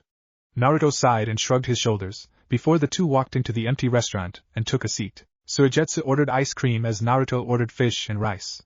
Suigetsu took a bite out his ice cream before squealing like a fangirl. Delicious, yelled Suigetsu. Naruto just shook his head before eating his food. Hey, I may have an idea where to find Zabuza's sword, said Naruto, taking a piece of his fish. Uchiha? Where? Asked Suigetsu. When I first came here I escorted a man named Tazuna. If I go to his house he might have information on where the sword went, said Naruto before getting up and throwing his finished food in the trash while leaving out. Suigetsu finished his ice cream before chasing after Naruto. Tazuna house. The boss isn't here right now, sorry, said a man who was working on an log. Do you know where he is? Asked Naruto. The Land of Lighting. He went to go build a bridge. He also took his son Inari with him and won't be back until a year, said the worker. The Land of Lighting, that's way too far, said Suigetsu in a defeated tone. Do you know what happened to the large blade that was left near the Great Naruto Bridge? Asked Naruto. That? Tenzin Daikoku took it. He and his men originally came here to capture the ninja who welded the blade, but after finding out the ninja was dead he just took the blade with him, said the worker. Village. Damn, Tenzin Daikoku, he was the aide to the Lord of the Land of Water. Damn, it's going to be hard to find this guy, said Suigetsu, rubbing the back of his head. But a large portion of his men was killed by Zabuza when Zabuza left the village, said Suigetsu before the same guy who bumped into him earlier bumped into again. Hey, who in the hell you think you? The man was cut off when Suigetsu spoke. Hey, we were just looking for you, said Suigetsu, before the man tried running away, but instead he was grabbed by Naruto and thrown in an alleyway, landing in a sack of trash. Who are you guys? Yelled the man. You seem the type to know things, said Suigetsu. Tell us where Tenzin Daikoku is, any information would happen, said Suigetsu with a smile on his face. Tenzin Daikoku is a politician. But there's another side to him. He's a boss of a huge band of thieves. I hear he deals out huge bribes to federal lords, said the man who was sweating. See, I knew you knew a lot of information. Where do he live? Asked Suigetsu. Just to the south there's a castle in the forest. Rumors says thousands of mercenaries that guard the place, and that the place is impenetrable, said the man. Nightfall. In the castle of Tenzin Daikoku, most particularly in the bedroom of Tenzin Daikoku, sat Naruto on top of the man headboard. He took out his blade before aiming it on top of the man head, causing Tenzu to wake up looking at the blade. Who's there? How'd you get in? Asked Tenzu in a frantic voice. This castle will be attacked by tens of thousands of soldiers. Make sure you gather every man available. My name is Suigetsu, said Naruto before vanishing out of sight. Tenzu shot up noticing the intruder was gone. An intruder? Man, come out! Yelled Tenzu. Chapter 6, Team Hebi 2, Open Forest. Naruto and Suigetsu stood on a hill watching a large group of men riding horses to the large castle. It seems like another powerful clan is about to attack Tenzin Castle. With that amount of people in the army, said Naruto. Oh, is that true? Oh well. said Suigetsu, rubbing the back of his head. The more confused the enemy, the better my chances are of getting that sword, said Suigetsu. I'll sneak in tonight take the executioner's blade, said Suigetsu. How about making a wager? Asked Naruto, gaining Suigetsu's attention. A wager? Asked Suigetsu. On who get the executioner's blade first, said Naruto. Huh! I never expected you to have a playful side. Let's do it. It sounds like fun, said Suigetsu. There's only one rule, we don't kill anyone, said Naruto. Naruto leaped into the sky before landing in the middle of the pathway where the men were at. He was cornered but didn't seem fazed. Who the hell are you? Asked one of the men on the horse. You look suspicious, said another man before rushing towards Naruto. Naruto jumped into the air as soon as the horse was near him. Before kicking the man off the horse, he did a backflip, landing back on the horse as he waited for all the men to rush and attack him. You mean now, as in? It really starts now, huh? Asked Suigetsu to himself as he watched Naruto beat up the men on the horses. Let's go, said Naruto as he and Suigetsu started to walk towards the gates of the castle. I can't lose this wager. Well, right, let's do it, said Suigetsu in excitement. Suddenly a large sum of arrows was aimed towards them. Fire style, fireball jutsu, said Naruto as he shot the fireball at the incoming arrows. Gotta hand it to you, Naruto, said Suigetsu in amazement. What the? He's gone? Thought Suigetsu, looking around to find Sasuke only to see a large incoming group of men. Is this for real? Damn, may as well get started. Though Suigetsu before rushing towards the group, Naruto stood on a tree and watched as Suigetsu ran through the group of men. He left the group of men to Suigetsu to see how well Suigetsu will do, and to say Naruto was impressed was an understatement. If he would have to admit, he would probably give Sasuke a run for his money, was the thoughts that was going through Naruto's mind. It didn't take long as Suigetsu ran through the group before making it to the house. This is tiring after all, thought Suigetsu as he ran up the stairs. Finally my goal, said Suigetsu as he saw Tenzin Daikoku. Impossible, you defeated all those men by yourself? Asked Tenzin in disbelief. Well, yeah, even with legitimate weapons attacking me is useless, said Suigetsu with a smile on his face. Tenzin glared at Suigetsu. If legitimate weapons are of no use. Suddenly a man burst through the wall ready to attack Suigetsu. How about this?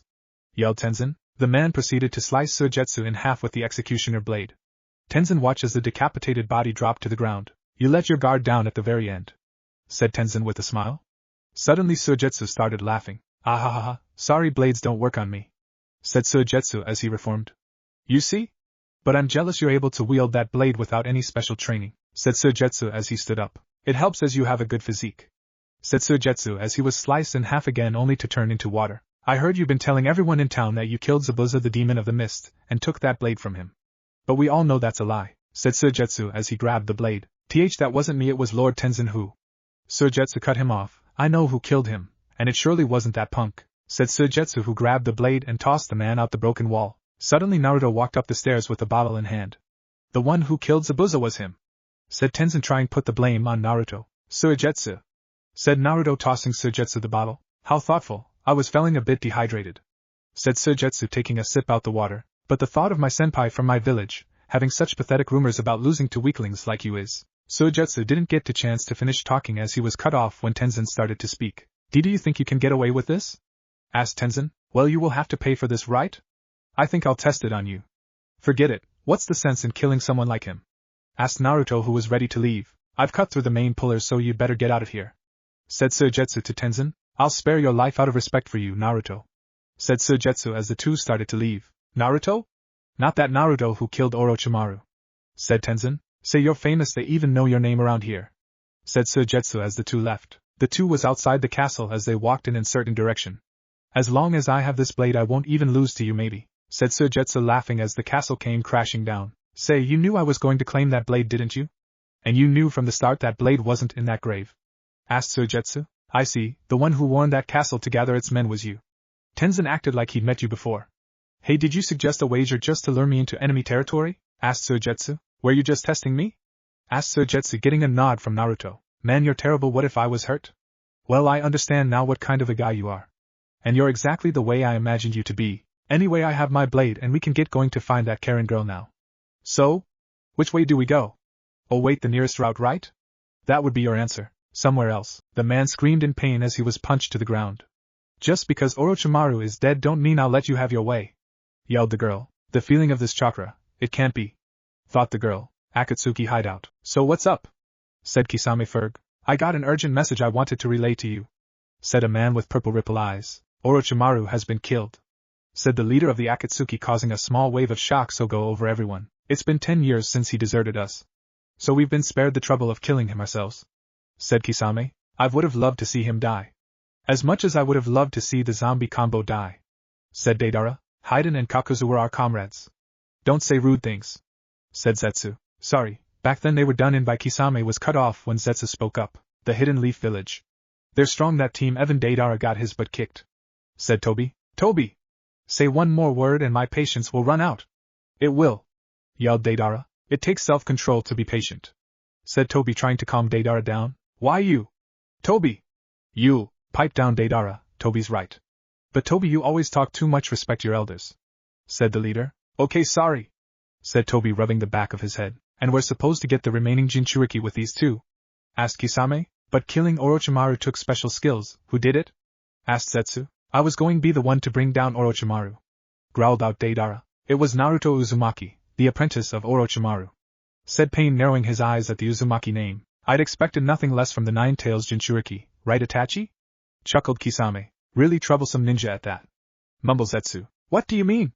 Asked Kisame. You know them well too, said the Akatsuki leader, one of the Hozuki brothers of the Hidden Mist. Said the Akatsuki leader. You mean Suigetsu? That brings back memories, said Kisame, and also Bipolar Yugo, who I'm sure is their next person who they will recruit.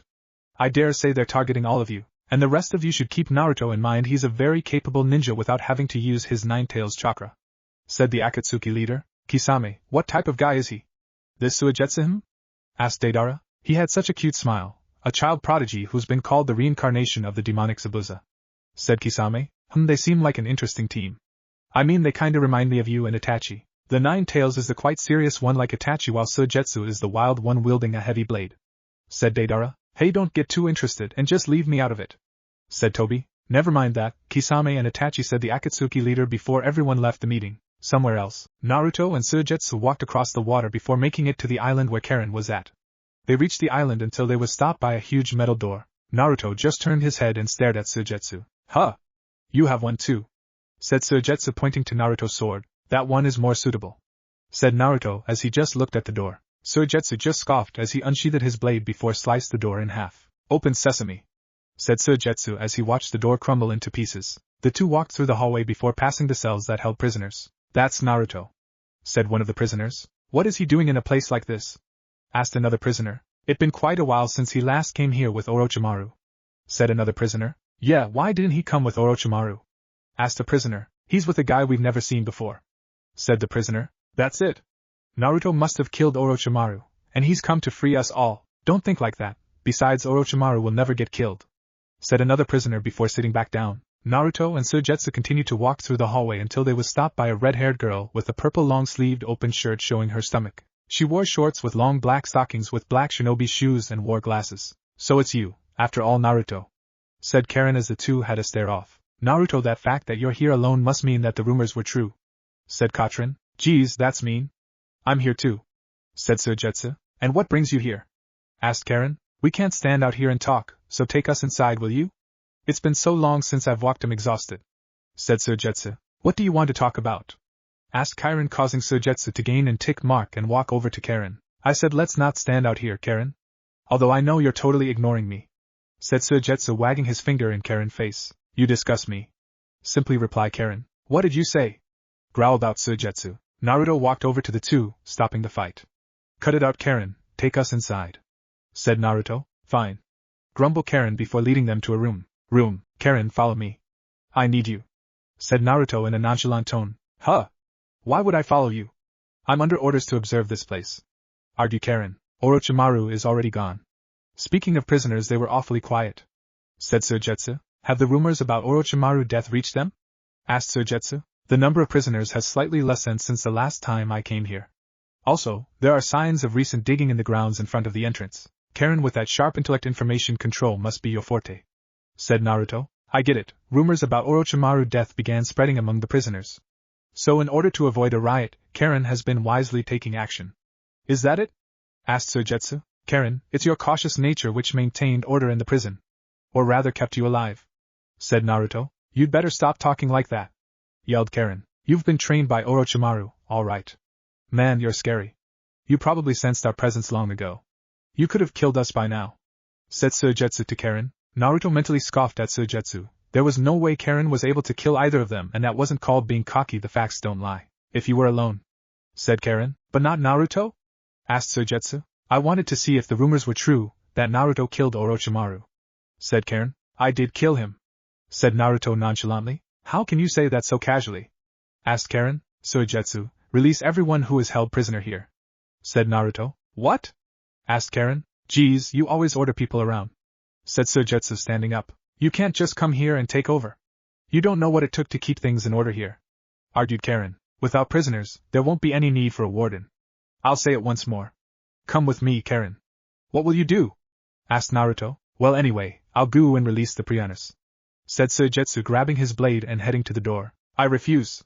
Besides, I'm under no obligation to follow you, yelled Karen. Suigetsu just grinned as he left the room. Karen and Naruto had a stare off. Too bad, since you seem dead set against it. I'll just ask someone else, said Naruto. Suddenly Karen started to back up until she reached the door, before locking it. Hallway, I knew it. The rumors that Naruto Uzumaki brought down Orochimaru were true, said one of the prisoners. Yeah, it's true, replied Suigetsu. What will happen to those of us who's locked in here? Asked an prisoner. Of course, you're free to go, said Suigetsu. Are you serious? Asked another prisoner. Yeah, I was once in prison too, but as you can see, I'm free, said Suigetsu, showing them a key. I'm going to unlock the cells. Before that, I have one favor to ask, said Suigetsu. What is it? Ask us anything, answered one of the prisoners who was desperate to get out. The one who defeated Orochimaru and gave us our freedom is Naruto. When you're out, spread the word to everyone. A man has appeared who will bring peace and tranquility to this world, said Suigetsu, unlocking the cell and letting all the prisoners leave. Room. Naruto looked at Karen with a blank expression after watching her lock the door. Was she joking? It was no way she was trying to take him on? Thought Naruto. I'm coming, said Karen, causing Naruto to widen his eyes a little. She slowly started walking towards Naruto, her fingers twitching. She removed her glasses before sitting next to Naruto. Since you're so adamant, I'll go with you, said Karen. Naruto turned his head towards Karen, giving her a questioning look. What's this? That was a quick change of heart, said Naruto. She moved closer to Naruto until both their shoulders were touching. After thinking it over, I realized I'm tired of guarding this place.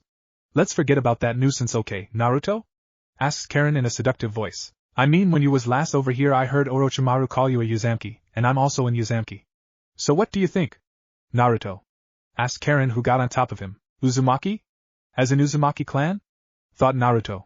If her last name was also Uzumaki, and he never met this girl until last year, it had to be an Uzumaki clan. Was the thoughts rushing through Naruto's head. Karen placed a finger of Naruto's chest before slowly going down to the seal on his stomach. I mean, you and me, two Uzumakis the last serviers. I'm quite interested, said Karen. That confirmed it. There was a Uzumaki clan and nobody ever told him anything about it. Why wasn't they taught this in the academy? It only made his anger boil more towards Konoha, and knowing the fact that his clan was wiped out kinda put him in a somber mood. Naruto reached behind Karen back before pulling up her shorts that was barely on. He then pushed her off him, causing her to fall on the couch. No interested as of now, said Naruto. Karen heard the as of now part, and smiled before putting back on her glasses. Your cunning and sense of caution, and especially your power to sense chakra. From the moment I met you I knew I could have you by my side, said Naruto. Karen just blushed and looked at Naruto dreamily. Before remembering the time she met Naruto. Flashback. Naruto stood on a tree while Karen stood on a tree behind him. Karen soon jumped to the tree above Naruto. Lord Orochimaru sent me here to assist you, Naruto Uzumaki, said Karen. 2 hours ago, 118 test subjects escaped from the hideout. Judging from the time, they're still in this forest, said Naruto. I understand that the order is to capture them dead or alive. Well then, let's begin, said Karen as she started to sense the prisoner's chakra. 50, 60, 70, 80, 90, 100. Found them, said Karen, causing Naruto to widen his eyes in shock. I'll start with the ones hiding closest to us. There's 150 meters behind us. And 4 more in front of us at 10 o'clock. Said Karen as she watched Naruto vanish. So fast, said Karen as she watched Naruto leave in a burst of speed. Naruto reached the area, before quickly beating up and knocking the prison escapers unconscious. He then leaped to another area doing the same.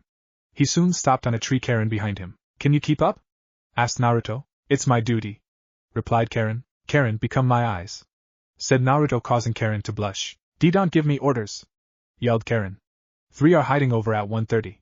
And from that point, at 9 o'clock, there are 5 more waiting to ambush us, said Karen as Naruto leaped away. Naruto appeared in front of a prisoner before punching him in the gut. knocking him out and jumping off. He landed on a tree bush before chopping another one in the neck and leaping to another tree and kneeing one in the gut. It didn't take long as Naruto cleared the first group in less than 3 minutes. How many are left? Asked Naruto. 84 are left. Naruto, why don't you kill them? You're so lenient, said Karen. There's only a certain amount of people I desire to kill, said Naruto. What? Asked Karen before sensing Naruto chakra. It was warm and he had 3 different types of chakras. His normal chakra, which was large, his second chakra, which was a little bigger than his normal one, which was purple, and his third one, which was red and dwarfed the other 2 chakras. This guy, he's so attractive, it makes me want to just lean on him forever. His chakra is so warm it can melt anyone's heart, thought Karen as her arms was outstretched reaching to grab Naruto. Karen, said Naruto, snapping her out of it. She looked up to see 4 men on the higher parts of the tree. Naruto leaped into the air before quickly beating them up. A prison fell on Karen, causing her to lose her balance as she fell of the tree. Karen! Yelled Naruto as he caught her, wrapping his arms around her. Karen hugged Naruto's warm body. It was better than she imagined. She could instantly fall asleep. Naruto threw 2 blunt kunai at the 2 prisoners on the ground, knocking them out. Naruto landed on the ground swiftly as Karen was still hugging on to Naruto. Naruto, your chakra. Mumbled Karen, but Naruto was able to hear her. Naruto, you did that for me? You would save me? Asked Karen, looking into Naruto's eyes. If I were to lose you, capturing the escapees would become difficult, but I also did it because I didn't want to see you get hurt, said Naruto, causing Karen to blush and smile. Thank you, said Karen before letting go of Naruto. Flashback end. At that moment I knew I loved Naruto, thought Karen as she heard the door break down into pieces. Hope my blade isn't chipped. Let's go, Naruto. Karen turned you down, didn't she? Asked Suigetsu. No, it seems she's coming, said Naruto before looking at Karen. Who said I'm coming? Asked Karen as she put on her glasses, trying to put up a tough act. I just happened to be going in the same direction. That's all, nothing else, said Karen. Oh, how nice, then we can travel together part way, said Suigetsu. Yeah, just part of the way, replied Karen. All right. Next is Yugo, said Suigetsu. What? You going to see Yugo? Asked Karen. That shouldn't concern you, since you're just coming with us part of the way, said Suigetsu. Sure, I could care less, but what's wrong with asking? Asked Karen, standing up and walking towards Suigetsu. Wanna make something of it, you jerk? Asked Karen. Naruto stood up and stopped the 2 from fighting. Let's go, said Naruto. Yeah, answered Suigetsu. I'll go, said Karen.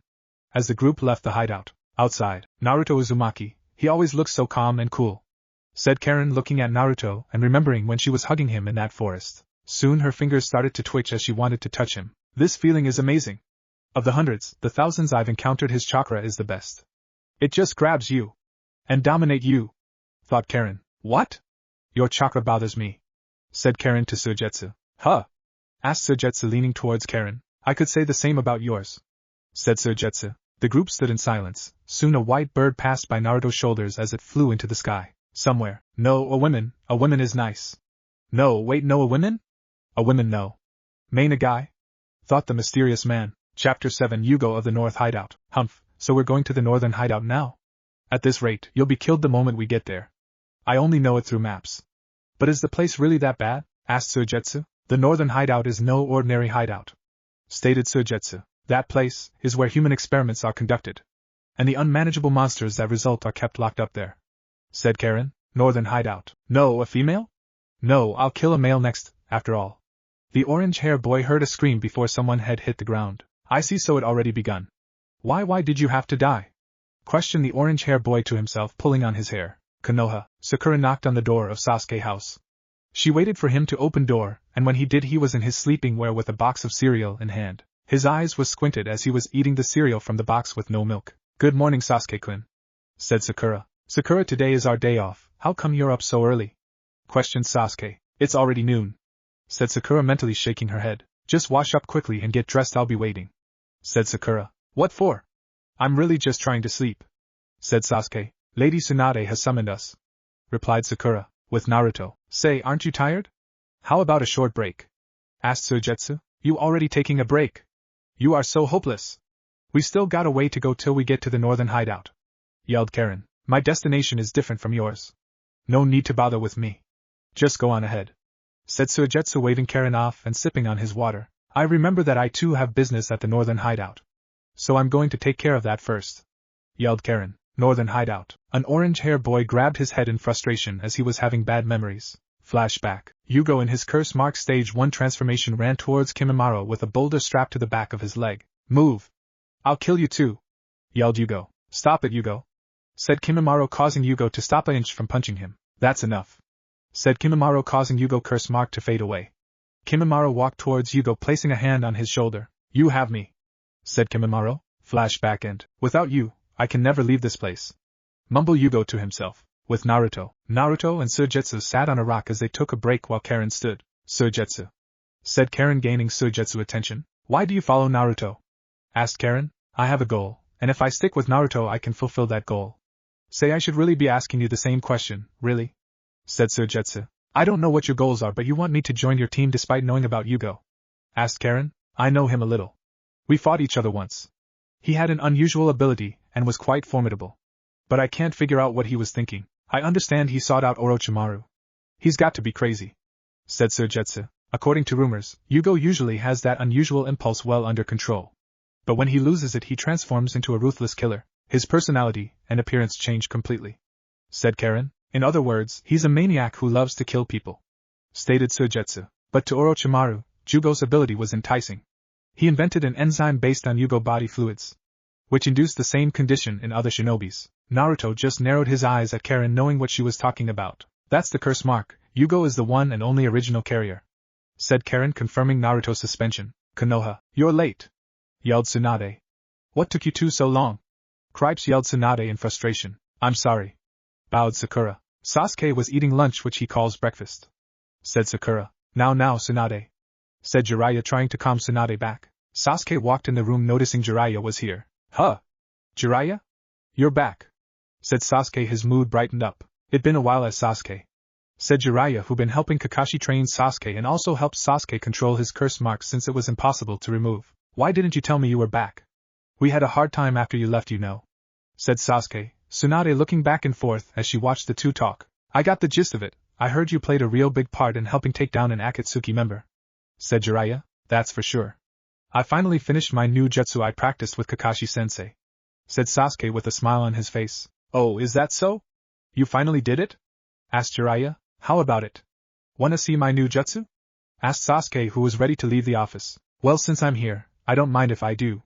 Said Jiraiya, about to walk out the room with Sasuke. I'm looking forward to this. Said Jiraiya, putting an arm around Sasuke. Hey! Said Sakura before punching the two on the top of the head. With Naruto. Say, can we rest a bit? Asked Suigetsu, flopping on the ground. Suigetsu. You keep stopping to rest. We're almost at the hideout. Is the sword? Is it too heavy for you? Then leave it, damn it! Yelled Karen. Tell him, Naruto. Said Karen as she turned around to see Naruto staring up at a rock. What's wrong? Asked Karen. Where's the guy who's on watch? Asked Naruto. Huh? Asked Karen as she looked up to see nobody. You're right, that's strange. Said Karen. Hey! Said Suigetsu as he got Naruto and Karen attention, pointing in front of them. They turned to see the guy before he dropped to the ground. The group walked towards the man as Karen checked him over. He's the guy from the northern hideout. He's still breathing. Said Karen. What happened? Asked Naruto. You're Naruto Uzumaki, right? Help me. Said the man. What happened? Asked Suigetsu. It all started with the rumors that Orochimaru was dead. The prisoners went wild. At this rate, the man couldn't finish as he died. Oh dear, he died. Said Suigetsu. Karen turned her head as she sensed something in the distance. A guy came crashing down with orange hair and dark skin. He cracked the ground as he landed and looked towards the group. What is that? Asked Suigetsu, who didn't seem phased. He's already in the curse mark second state. Said Karen. Naruto and the man just had a stare off, either man flinching or backing down. Naruto rushed towards the man in a blink of eye before slashing the man's chest. The curse mark receded as the man dropped to the ground. The northern hideout is over there. Let's go see Yugo. Said Naruto as he started walking in the direction of the hideout. Huh! Hey, wait, Naruto! Yelled Karen as she rushed to follow behind him. Northern hideout. A male, the next one I kill will be a guy, after all. Alright, decided if the next one who comes through that door is a woman I kill them, said Yugo in his curse mark stage 1 form. Outside the northern hideout, the guards have all been killed. Thought Karen. Then there's no way we can tell which one is Yugo and Naruto. Said Suigetsu. Karen, is Yugo among them? Asked Naruto. Cripes, what a pain. Just wait a bit. She closed her eyes as she searched for Yugo in the group. Nope, he's not. Said Karen. Avoid killing them. Said Naruto. You're from the Hidden Leaf after all. You should have killed that guy back there too, you know, so naive. said Suigetsu, removing his sword off his back and getting in a stance. Let's go, said Naruto before moving in high speed, knocking out a few of the prisoners. Stay away. You all stink, yelled Karen, taking a step back. Suigetsu swung his blade, knocking out multiple groups of prisoners. Naruto stood surrounded by a group of prisoners who circled him. Unsheathing his blade, he disappeared in a flash before the bodies dropped unconscious. The group entered the prison before knocking out another group of prisoners. The keys. I found them, said Karen. The group walked through the hallway until they stopped when it was two opposite ways. Karen, which way? Asked Naruto. Naruto, why are you ordering me around, huh? Asked Karen. Can you just hurry and check? Asked Suigetsu. That's the ability you pride yourself on, right? Asked Naruto. That way, said Karen, pointing left. The group decided to walk left before Karen stopped Naruto, placing an arm in front of him. Naruto looked at Karen's arm in curiosity.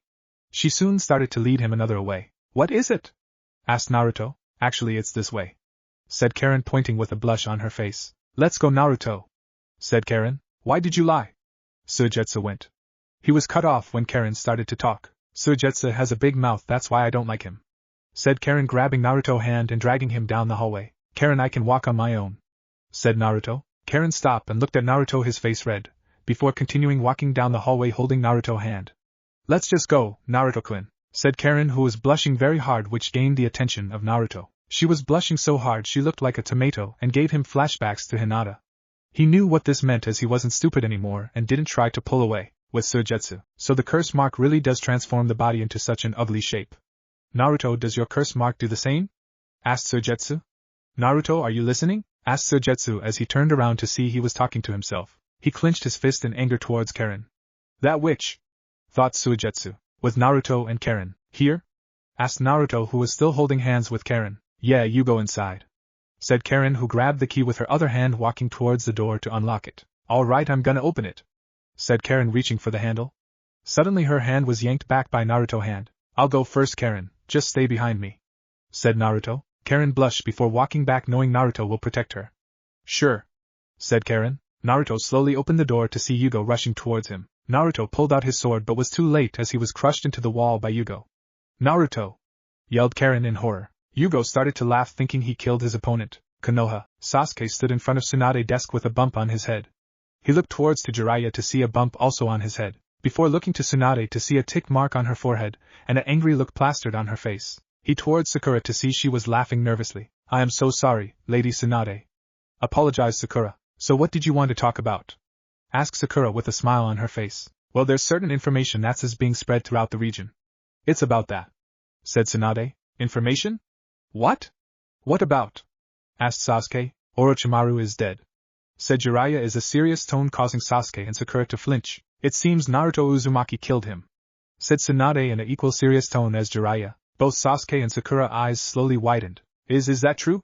Asked Sasuke. There's no mistake about it. I heard it from a reliable source, said Jiraiya. Sasuke smirked in realization. Hey, after all, there's no way that Dobe will get killed by someone like Orochimaru. That means Naruto will be coming back to the Hidden Leaf, right? Asked Sasuke. That doesn't seem to be the case, said Jiraiya. With Naruto, Yugo was still laughing as Karen fell on the floor, shocked at what she was seeing.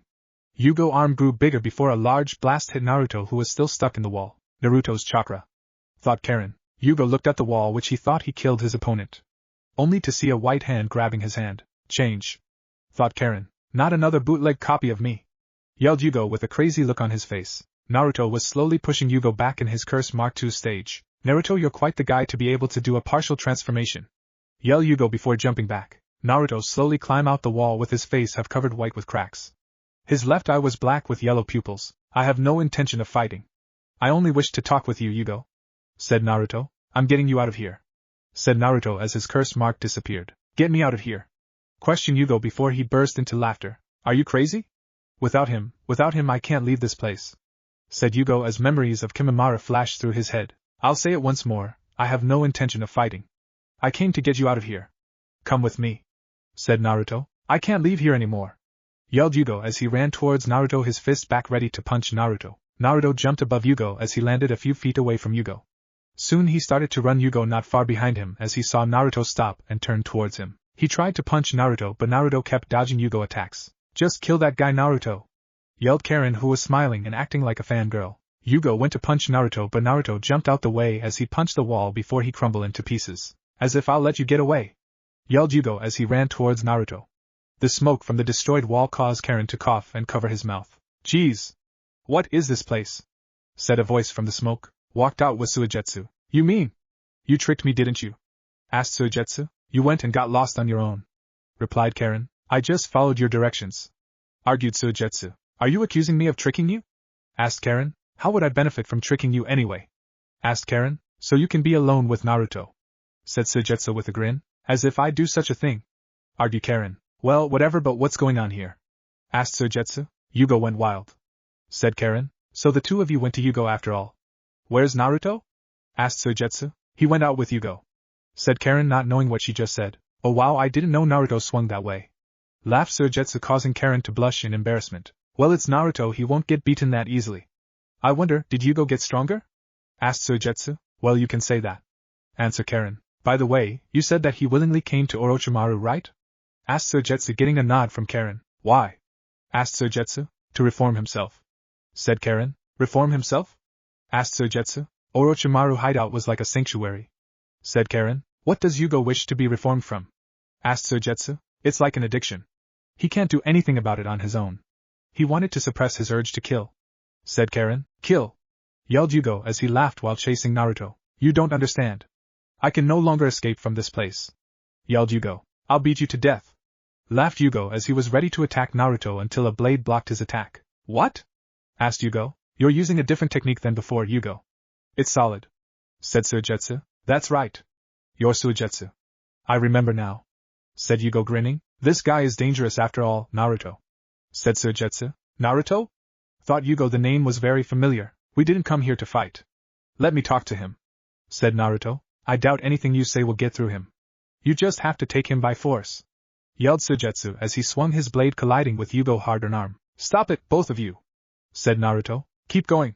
Just kill each other off, thought Karen. Suigetsu went for another swing until suddenly both Yugo and Suigetsu was wrapped in white snakes. Do you both want me to kill you? Asked Naruto to the both of them, who was shaking. Yugo was sweating and so was Suigetsu. The white snakes slowly removed themselves from both Yugo and Suigetsu's body, going back into Naruto's sleeves. Just now that was real bloodthirst, thought Suigetsu. You're irresistible, Naruto, thought Karen as she was twitching with a blush on her face. Yugo's curse seal slowly retracted after seeing the power from Naruto. Yugo suddenly started to look around in fright before screaming. He went back to hide in his cell. Hurry up and lock me in, yelled Yugo, afraid. Yugo, I only came to free you.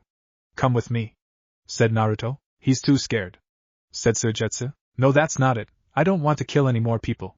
I don't want to go outside, leave me alone, yelled Yugo. What is this?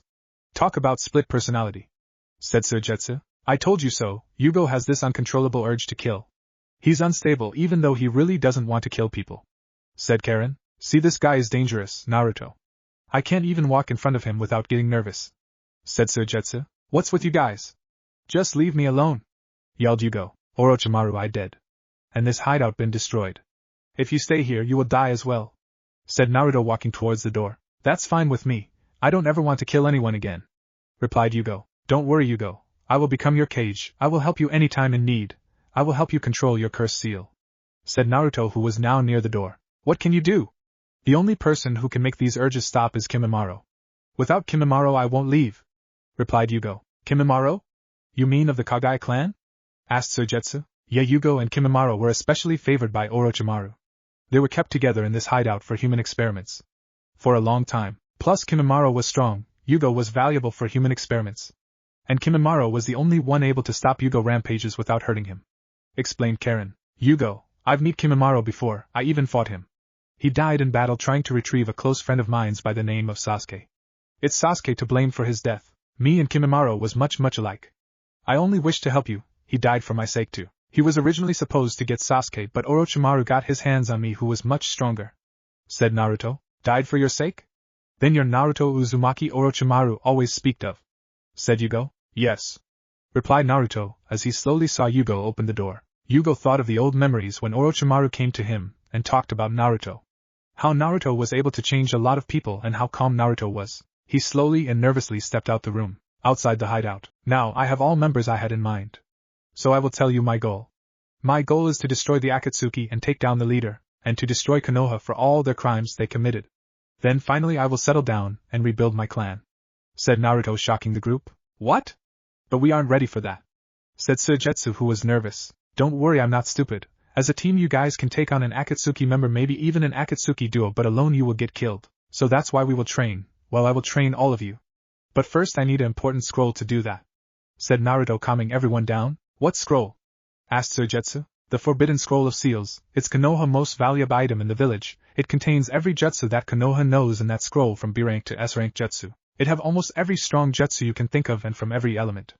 It all the water jutsu you can think out, Suigetsu," said Naruto, causing Suigetsu to grin. "It even have high-level seals, Yugo, which will make you feel even more safe," said Naruto as he watched Yugo nod as he was feeding a bird seeds that was on his shoulder. It wasn't no random bird, it was Naruto's summon named Rio. "I once stole this scroll before when I was 12, it's not hard to do," said Naruto, gaining shocked faces from the group. "You stole Konoha's most prized item when you was a kid?" asked Karen, in who was shocked. "Yes, and I managed to learn one A-rank jutsu, the multi-shadow clone jutsu. You may think they are regular clones, but they aren't," said Naruto, making a hand sign before a huge puff of smoke surrounded the group.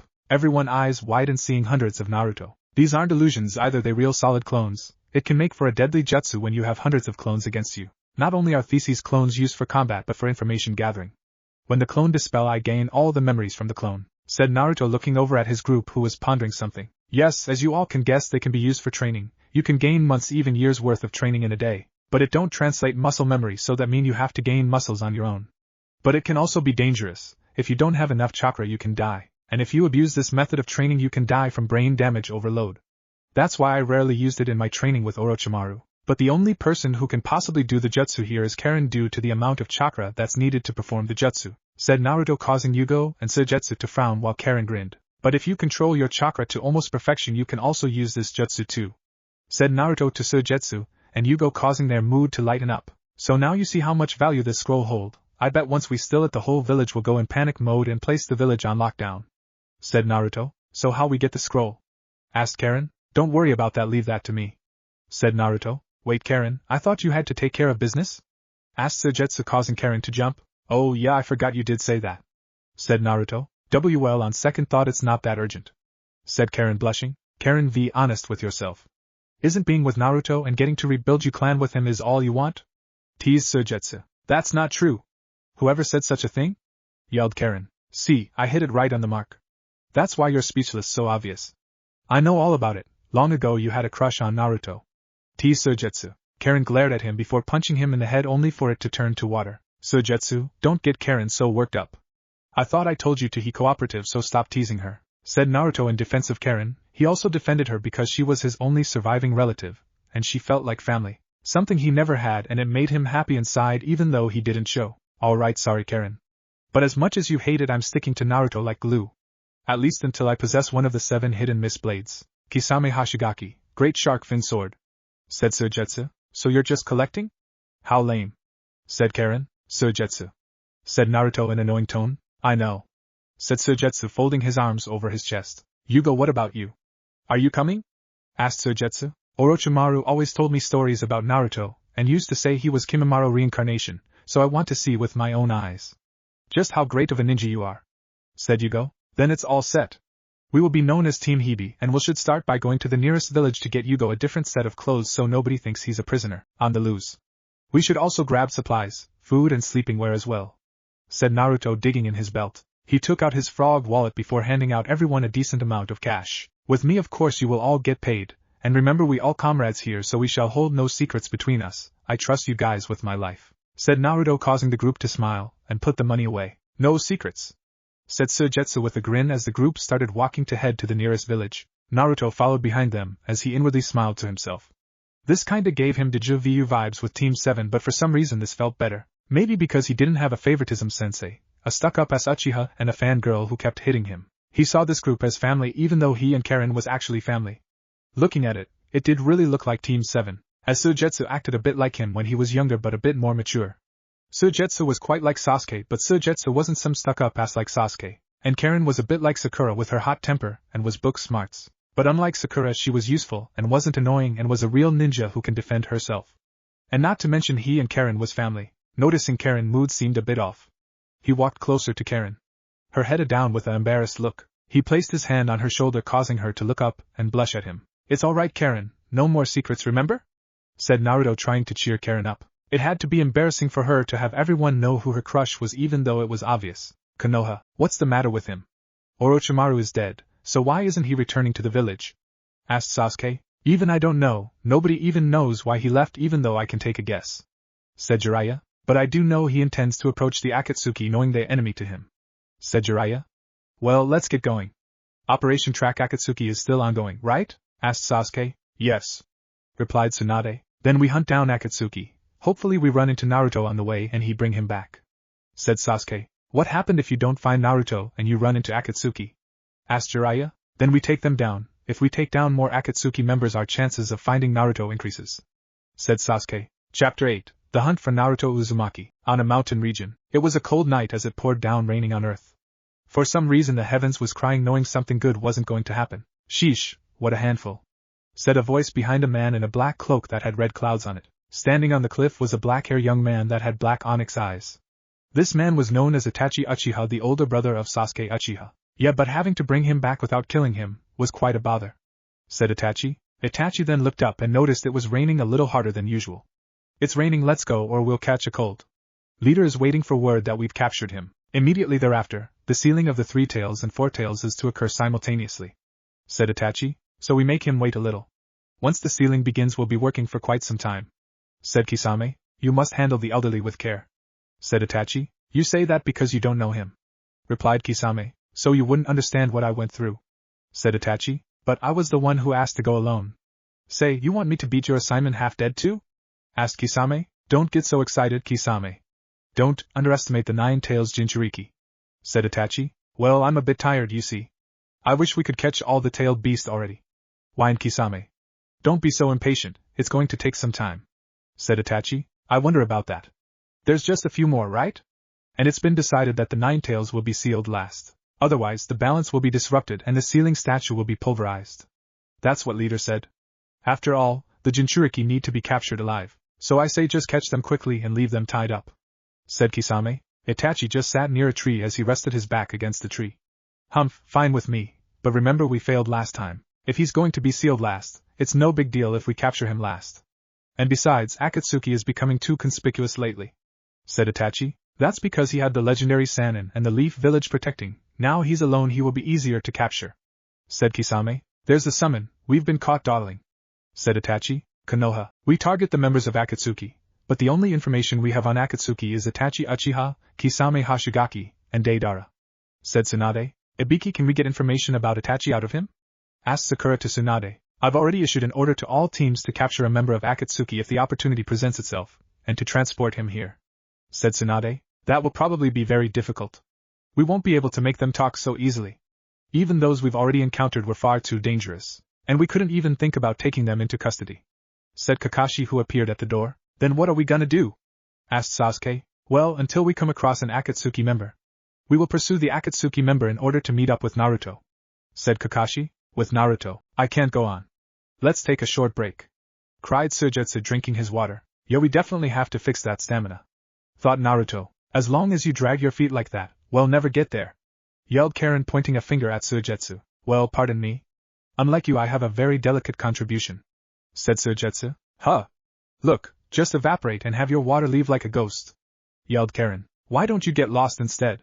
I thought you had somewhere else to go. Said Suigetsu. Hey. Said Naruto, getting everyone attention. The group was on a cliff and looked down to see a urban city-type village. That's where we headed. Said Naruto as he slid down the cliff walls by using chakra to his feet. Huh. This place, I never saw anything like this. Said Suigetsu as he followed Naruto. They soon entered the village by crossing a bridge. The village streets was empty and it seemed abandoned. Naruto soon turned into an alleyway before entering a hidden hideout. A hideout in an old ruin like this. It's new to me. Hey Naruto, is this one of Orochimaru hideouts? Asked Suigetsu. No, it have nothing to do with Orochimaru. The Uchiha clan used this as a weapon store. We will prepare for the battle that will be fought. Said Naruto before looking forward. The passageways look so similar, it's easy to get lost in here. Said Suigetsu. Sorry if it's depressing in here. Said a voice, causing the group to turn around. It's been a long time, Denka and Hina. Said Naruto. It's young Naruto, after all. Said a dog who was able to talk. What's your business here? asked Denka. Weapons, medicine and various other things. We're preparing for training and battle, said Naruto. Oh, a recon dog, hey come over here, said Suigetsu, sticking his hand out before it bit him.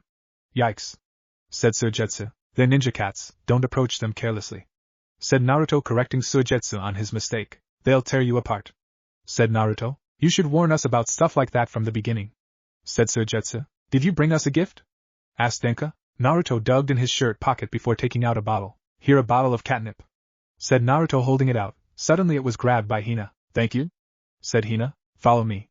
I'll take you to Granny Cat. They soon reached a room where sat a woman on the floor covered in cats and dressed as one. I owe you, Granny Cat, said Naruto. It's been so long since we've met, but you're in such a hurry, said Granny Cat, who remembered when she met Team 7 on an C-rank mission to help find her cats. Naruto was such a kind-hearted boy when he was young, but now he was calm, indifferent, and a bit cold.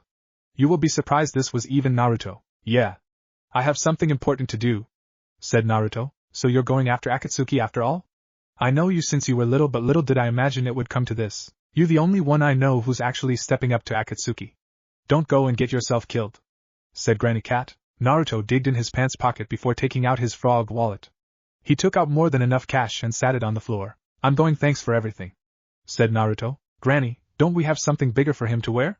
Asked the girl who was trying to find something for Yugo. In that box over there, said Granny, pointing to a box. But nothing fits, said the girl. Then just wrap that curtain around him. I don't run a clothing store, yelled Granny. Yugo soon grabbed the curtain before wrapping it around his body as a cloak. Fine, said Yugo. Konoha, so find a Akatsuki member, and pursue them until we find Naruto. Well then, say we find a member. What next? Asked Jiraiya. About that, I have an idea. Can you spare me some time? Asked Kakashi. A few minutes later, after discussing the plan, Sasuke walked down the streets of Konoha with his head hung low until he felt a hand on his shoulder. You don't look too pleased, said Jiraiya. Jiraiya, what are you doing here? Asked Sasuke. I hadn't seen you in a while, Sasuke, so I thought maybe we could share a meal, said Jiraiya. Are you treating? Asked Sasuke. Seafood dish. The two sat at a table as they ordered their food at seafood dish. Cripes, what's up with Kakashi-sensei? Asked Sasuke, eating his fish salad. It can't be helped, there are lots of things to prepare for, said Jiraiya, eating a fish sandwich. Like what?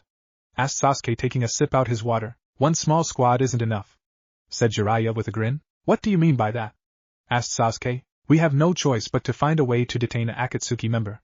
And that will require a coordinated effort with more ninja. Right now Kakashi has his hands full trying to get this organized. We all want Naruto back, not just Team 7 Sasuke. But you see, we dealing with Akatsuki here, ordinary methods won't work, said Jiraiya. Probably not, and we can't just avoid them, can we? Asked Sasuke. But Naruto has grown powerful enough to kill Orochimaru, probably even stronger than me, said Jiraiya. Sasuke's eyes widened a bit at the thought of Naruto passing Jiraiya in only a short period of time. It wasn't hard to believe, as Naruto kicked him, Sakura, Sai and Yamato butts back then. But he was stronger now. I know that, but I made that promise to Sakura and myself in the hospital that one day that we will bring Naruto back together without fail. At first I didn't pay it much attention, as I thought Naruto was just trying to get attention and that he was just angry. I originally was going to bring him back because I wanted him to suffer and know how it felt to be brought back. But then days went by and days turned into weeks and weeks turned into months. And I realized that Naruto was my only true friend, and him being gone, it hurted, you know. I was able to befriend Naruto because we shared that same pain of being alone, said Sasuke. Remember, Sasuke, it's not the number of jutsu he possesses. What's important is to never give up, that's the will of fire, said Jiraiya. How do I even have the will of fire if I once tried to leave the village and kill Naruto with a Chidori, and I also dropped him on his neck of a 60-foot cliff, said Sasuke with his eyes staring at the plate. You have it in you, Sasuke, I know it, everyone knows it, and you especially know it. If you didn't have the will of fire, you wouldn't have changed from the emo king to someone who wants to bring back their best friend from the darkness. Naruto once kinda saved you from the darkness, now you need to save him from that same darkness he's trapped in, even though it may be more difficult, said Jiraiya. Akatsuki hideout. Cripes, sealing the tailed beast is such a pain. And there's much more to go after this, right? Just thinking about it frazzles me, said Tobi. Now then, which way? Said Deidara. Excuse me, senpai, which way? What do you mean? Asked Tobi. What do you think? Do we go for the Nine-Tails Jinchuriki who's in the middle of nowhere? Asked Deidara. Our assignment is over, said Tobi. Are you kidding? Sasuke owes me one for punching me and Kakashi got my right arm. And I also can't forgive the Nine-Tails brat for killing Orochimaru because I planned on killing Orochimaru myself, said Deidara. Geez, once he set his mind to something he just won't listen, said Tobi. Humph. We're going, Tobi, said Deidara, who left the meeting. Oh dear, Deidara has gotten all worked up about going after the Nine-Tails Jinchuriki, said Kisame. Somewhere far on a cliff, stood on a cliff was Team Hebi dressed in a new attire. The group wore long black cloaks with beige collars. Standing in the middle was Naruto, whose hair shadowed his eyes due to the rain. Let's go, said Naruto. Konoha Gates. Standing at the gates was a group of Konoha ninjas in a white cloak. Particularly Team 7 and Team, I see. You've given it quite a bit of thought, said Tsunade, looking at the team that consisted of Sasuke, Sakura, Sai, Kakashi, Yamato, Kiba, Hinata and Shino. Say, shouldn't we have brought even more guys? Asked Sasuke. It's not as simple of manpower. Having more than 3 squads will make us too easy to detect, as well as interfere with the chain of command, and it will end up hindering our mobility. Restraining the enemy requires much more technique than mere killing. In coordinating the squads, said Kakashi, it will be advised to choose members who are accustomed to working together, said Jiraiya. Well, right now this is the best plan, said Tsunade. Well, we're about ready to set out, but I don't like this weather, said Kakashi. All right. Let's go, said Sasuke. The rain is perfect for cooling off someone so fired up, said Kiba. Okay, I'm issuing the order for a mission. To locate and detain a member of the Akatsuki. All of you be extremely careful and carry out your duties, said Tsunade in a commanding tone. Right, said everyone as the teams left the village, and Jiraiya and Tsunade just watched as they left. Few hours later, the team landed on the roof of a village that was nearby. The rain stopped and the sky was sunny and bright. All right, starting now our main mission is to find an Akatsuki member and take him into custody, said Kakashi, getting nods from the team. Akatsuki goal is to round up the tailed beasts. It is already believed that they have the 3 tails. According to the data obtained by Jiraiya, it's impossible they have infiltrated many lands and mainly the Land of Fire, and will target Naruto. Naruto in particular is from the Hidden Leaf Village, and he left 3 years ago to seek out Orochimaru, said Kakashi. So now he's heading for Akatsuki and Akatsuki is heading for him, said Sakura. Alright. I'm going to meet up with Naruto no matter what, said Sasuke. Well, let's just take it one step at a time. Here's the search plan, using this the central point. We will search all 4 directions for 5 kilometers. If we find nothing, then we'll move the central point and spread out 5 kilometers from there. And we will keep repeating this strategy, said Kakashi. 5 kilometers, our wireless radio will be out of range.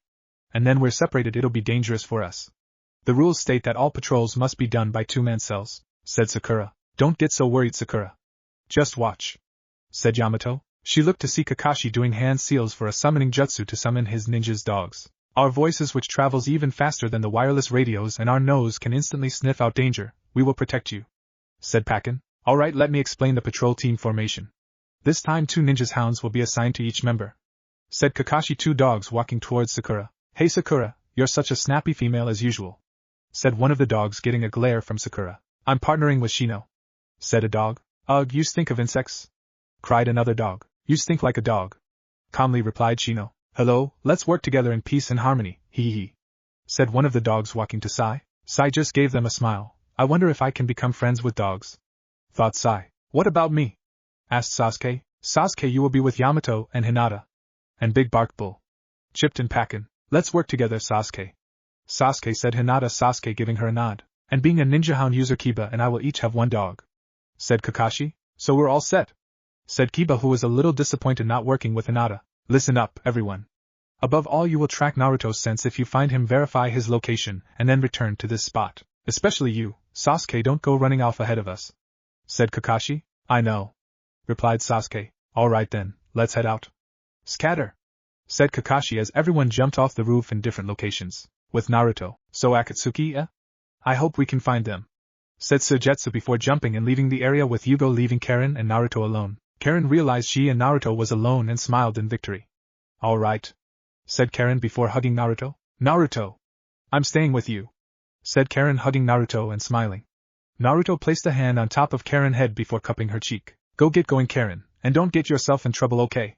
Said Naruto, causing Karen to blush and step back before leaving the area. Now it's time for me to search as well, thought Naruto as he started to walk around. Somewhere else, a large cloud of smoke covered the area before 2 white clay dragons spawned in the area. It's completely healed, said Deidara, checking out his arm that was stitched together. Yeah, and which one are we going for? Sasuke or the Nine-Tails? Asked Tobi in that goofy voice of his. Well now, which will it be? Said Deidara, jumping on his clay dragon. Wait, Deidara-senpai, said Tobi before jumping on his clay dragon face first before it lifted him up into the air. Wait up, yelled Tobi. Village, who are you?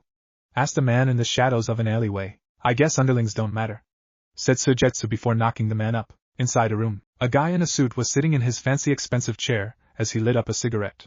He then heard a noise. What was that?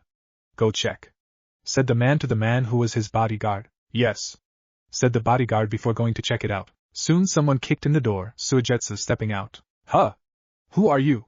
asked the guard. Suigetsu calmly walked in the room before rushing towards the man with his blade slamming him to the wall. He had the two-man pinned down to the wall in an instant. You're that Akatsuki, what his name? Kakakakatakakusakakushi? Keikakuzu, said the man who was pinned on the wall. Yes, that one. You're that Kakuzu henchman, his bookkeeper, right? asked Suigetsu. I'll tell you anything you want to know, just please don't kill me, begged the man. That's the way, keep talking, said Suigetsu, who was grinning. With Yugo. Yugo walked through a forest. A bird flew on his shoulder. He picked up the bird with one hand and lifted it up into the sky. Let me ask you, guy, said Yugo as he watched the birds fly into the sky. With Kiba. Komaru. Don't lose to the other ninja hounds. We'll be the first to detect Naruto scent, said Kiba. With Shino. Shino and the ninja hounds ran through a forest as they tried to find Naruto scent. You're too slow, Shino, yelled one of the dogs. Don't dawdle, said Shino. With Sai. Sai and the two dogs following him ran across water using chakra to stick to the surface. Let's go. Pochi. Tama, yelled Sai. One of the dogs scowled at Sai. Don't give me silly nicknames, barked one of the dogs. With Sasuke, Hinata, and Yamato. Hinata was using her Byakugan as she tried to search for Naruto. Naruto, thought Sasuke. With Sakura. If you don't wipe that solemn look off your face, you'll scare off the boys, said the dog that followed Sakura. What? asked Sakura. The more you chase, the further they run away. You're a female that keeps on pushing, aren't you? asked the dog. Why don't you try pulling away for a change? What a thing to say, said Sakura before staring at the ground. Naruto and I aren't like that, said Sakura. Hey, stop being so rude, said the other dog. It's just that I want to let Naruto know how I and everyone feels. Everyone is waiting for Naruto to return home. That's all, said Sakura. If you were to come across Naruto again by yourself, what would you do? asked one of the dogs. What do you mean? asked Sakura. If words didn't work last time, what makes you think words will work this time? Or are you willing to hurt Naruto to bring him back? asked the dog, who was genuinely curious. I don't know, said Sakura. Let me ask you something, Sakura. What if Naruto genuinely doesn't want to come back? I mean, how do you think he will feel if he was dragged back into a village he doesn't want to be in? I know for sure I will hate it to go somewhere where I don't want to be. Sometimes I don't think you guys think at all. If we being honest here, aren't you guys just being selfish? If you drag him back into a place he doesn't want to be, what now? He's a missing ninja who didn't have his name in the bingo book due to Tsunade. But do you really think the village forgave Naruto? What if you brought him back and they have him locked up for years, or even worse, killed? Said the dog, leaving Sakura speechless. She had never thought of it like that. And the dog was right. It was kinda selfish to drag Naruto back to a place he maybe don't want to be in at all. Her and her friends had all forgave Naruto and would gladly accept him back. But what about the other ninjas or villagers who didn't forgive Naruto? Was the thoughts that ran through Sakura's mind. The dog suddenly started to sniff the ground as he was getting close to a scent. What's the matter? asked Sakura. I caught Naruto Uzumaki scent, said the dog, causing Sakura's eyes to widen. What? said Sakura as she and dogs quickly started to move down the village. The smell is faint, but it's getting steadily closer, said he. Dog. Sakura suddenly looked back to see if she can find Naruto. What are you doing? Hell be on to us before we can find him, said the dog, who continued to sniff the ground. He's near. Sakura, do you see Naruto around? asked the dog, who sniffed the ground. Sakura frantically started to look around, until she suddenly passed by a red-haired girl with a black cloak. This isn't good. The smell is getting further away, said one of the dogs. The other dog suddenly turned around and looked at the red-haired girl and was able to smell Naruto's scent all over her. Sakura. It's her, said the dog, pointing his paw at the red-haired girl with the black cloak who was walking in the opposite direction. Sakura just stared at the women, not knowing what to do. Naruto's scent is all over her. It's on her body and face. They definitely had some contact with each other, said the dog. Sakura just stood there wondering what to do. Go and approach the women? Or capture the women and start questioning her? With Deidara. Deidara flew on his dragon clay with Toby behind him. I found it, Toby, said Deidara. And which one is it? The Nine-Tails or Sasuke? asked Toby. What an opportunity. We're going together, Toby, said Deidara. With Sasuke. Sasuke, Hinata, you understand, right? asked Yamato, who knew someone was behind them. Yes, whispered Sasuke. Yamato then turned around, throwing shurikens at a tree. Jumping from behind the tree was a man in a dark blue cloak. With Naruto. Naruto sensed two people behind him, which caused him to turn around. Show yourself. Who are you? asked Naruto as he saw two shadowy figures coming from behind a tree. With Sasuke. You found me, after all, said Kabuto, who had one side of his cloak covering his face. Kabuto Yakushi.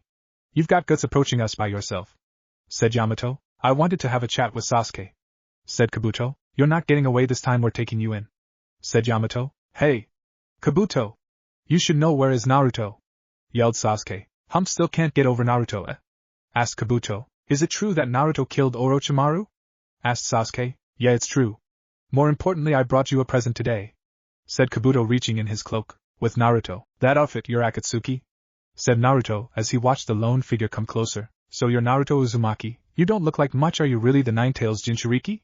Asked Tobi. Naruto sent a glare Tobi way, causing Tobi to run and hide behind a tree. Scary! Yelled Tobi. Naruto looked up to see 2 white clay dragons before 2 clay bombs was dropped on him, causing a decent explosion. Deidara landed on the ground as he smirked at his art. With Sasuke. What's that?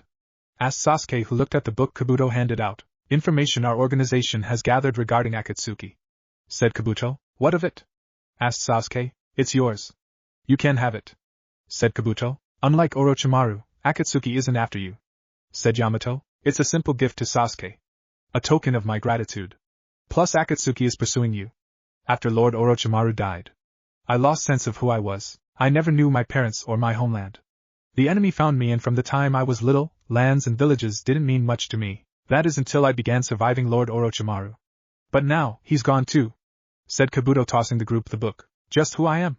The agony of not having an identity. You can understand, can't you, Sasuke? Asked Kabuto. Like I can understand a thing you say, said Sasuke. I wonder about that. Are you Sasuke Uchiha? Or are you just Itachi little brother? In the past you was treating as nothing but the son of the Uchiha clan head, and Itachi younger brother, no true identity of your own. You must have questioned yourself about who you really are. But one day you told yourself you were Sasuke Uchiha. That's why you are sure about your identity, and you found friends, true friends. But instead of overcoming Orochimaru, I desperately clung to his power, said Kabuto, showing the group his full face. I'm going to surpass Lord Orochimaru, whom I absorbed, and discover a new, stronger self. I have found my new self, and you have given me a hint to finding it. That's why I'm grateful, Sasuke. Lord Orochimaru is the symbol of reincarnation. He continues to live inside of me as an existence I must overcome. You're a creep, yelled Sasuke. If I'm a creep, then Naruto is a monster.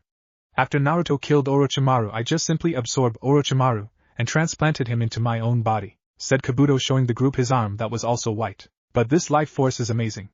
It's now steadily trying to take over my body, said Kabuto. What is that? Asked Hinata, who was looking at Kabuto in disgust. Hinata activated her Byakugan. 1/3 of his body has already been taken over, said Hinata, but I've already been fiercely resisting this takeover. I can feel this part of me that trying to overcome Lord Orochimaru, said Kabuto with a crazy look on his face. Is that all you wanted to say? Well, give it everything you've got. In a jail cell in the Leaf Village, yelled Sasuke, who rushed towards Kabuto and started to attack him. But Kabuto just smiled as he blocked and deflected Sasuke attacks with one hand. All right. Gotcha, yelled Yamato, who appeared behind Kabuto and grabbing him from the back. Behind you, yelled Hinata as she saw Kabuto use a substation with a log. When I'm able to fully control Orochimaru power, I will fight you against Sasuke. But you come later. First I will fight Naruto, who brought down Lord Orochimaru, grinned Kabuto. What are you going to do to Naruto? Yelled Sasuke, but Kabuto left without saying anything, leaving in a body flicker. With Naruto. We did it.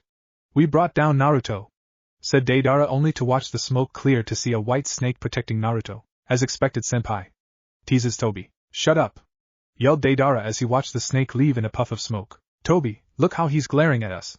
Humph, said Deidara. You're ready to go, senpai? Asked Tobi. Deidara and Naruto just stared at each other. Deidara blue eyes staring into Naruto red slits. Chapter 9. Art is Explosion. Tell me where your leader is? Asked Naruto to the 2 Akatsuki members that was in front of him. Huh? Asked Deidara as he looked into Naruto red slits. Tell me, and I'll let you go. Deidara gritted his teeth as he looked into Naruto red eyes. Kyuubi Jinchuriki, huh? You were only able to kill Itachi due to you being a Jinchuriki. You're nothing but a fool, blessed with special abilities, yelled Deidara. Naruto just dashed over to the 2 before slashing at Tobi's stomach. Deidara deciding to jump on a tree, dodging Naruto attack. He watched as Tobi slumped to the ground, 1 down. So I'll ask you again, tell me about your leader, said Naruto. What are you doing, Tobi? Don't let your guard down just because he's a kid, yelled Deidara as he saw Tobi standing up. His teleportation jutsu is just too quick. We're no match for him, said Tobi, trying to defend himself from Deidara insults. That guy, thought Naruto as he looked at Tobi, who survived his attack as if nothing happened. Deidara put his hands in his pouch before taking out multiple of many clay bombs. First I'll watch his movements with chakra level C1.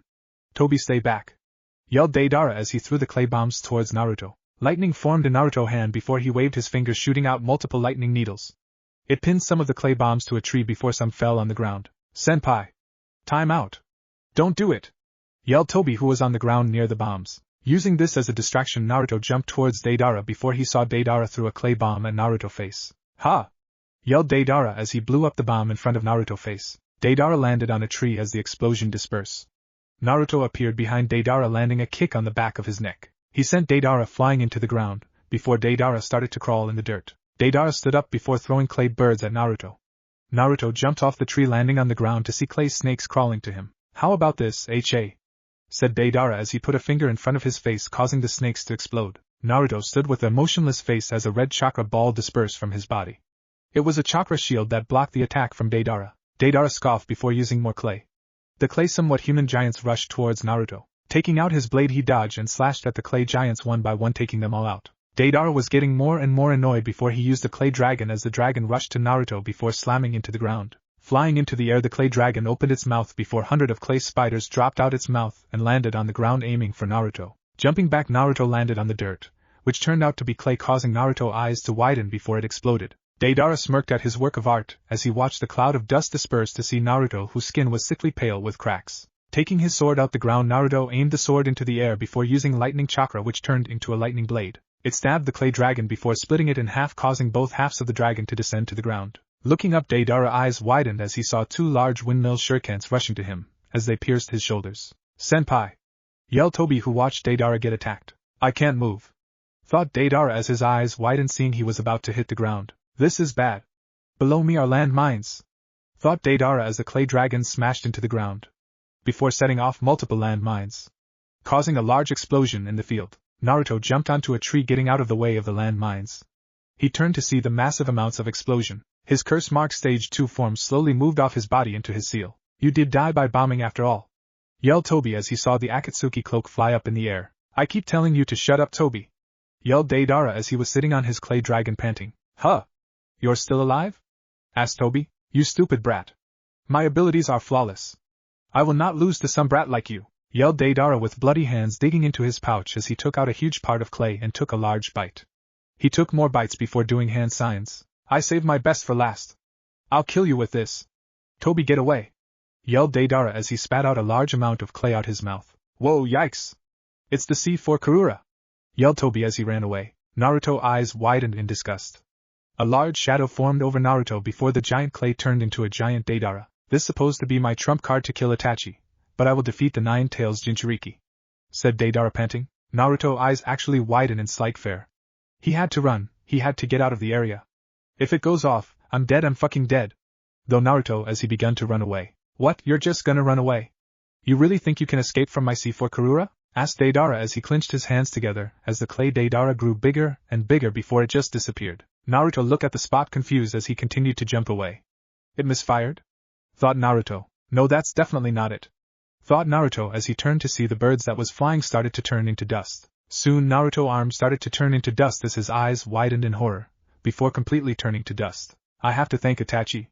His eyes widened before he stood up, his arms in the air. I won! I won! Chanted Deidara before he felt something pierce his back. His eyes widened as he turned to see Naruto behind him with a sword in his back. How did you? Asked Deidara in complete shock. Every time I fight on open land, I always place a few clones underground. It's my specialty after all, said Naruto, explaining to Deidara. But I saw you die from my C4, said Deidara. That was a clone I replaced that was underground, said Naruto. So that was it, after all, mumbled Deidara. I avoided hitting your vital spot. Now tell me where your leader is, demanded Naruto. Why do you talk like you won?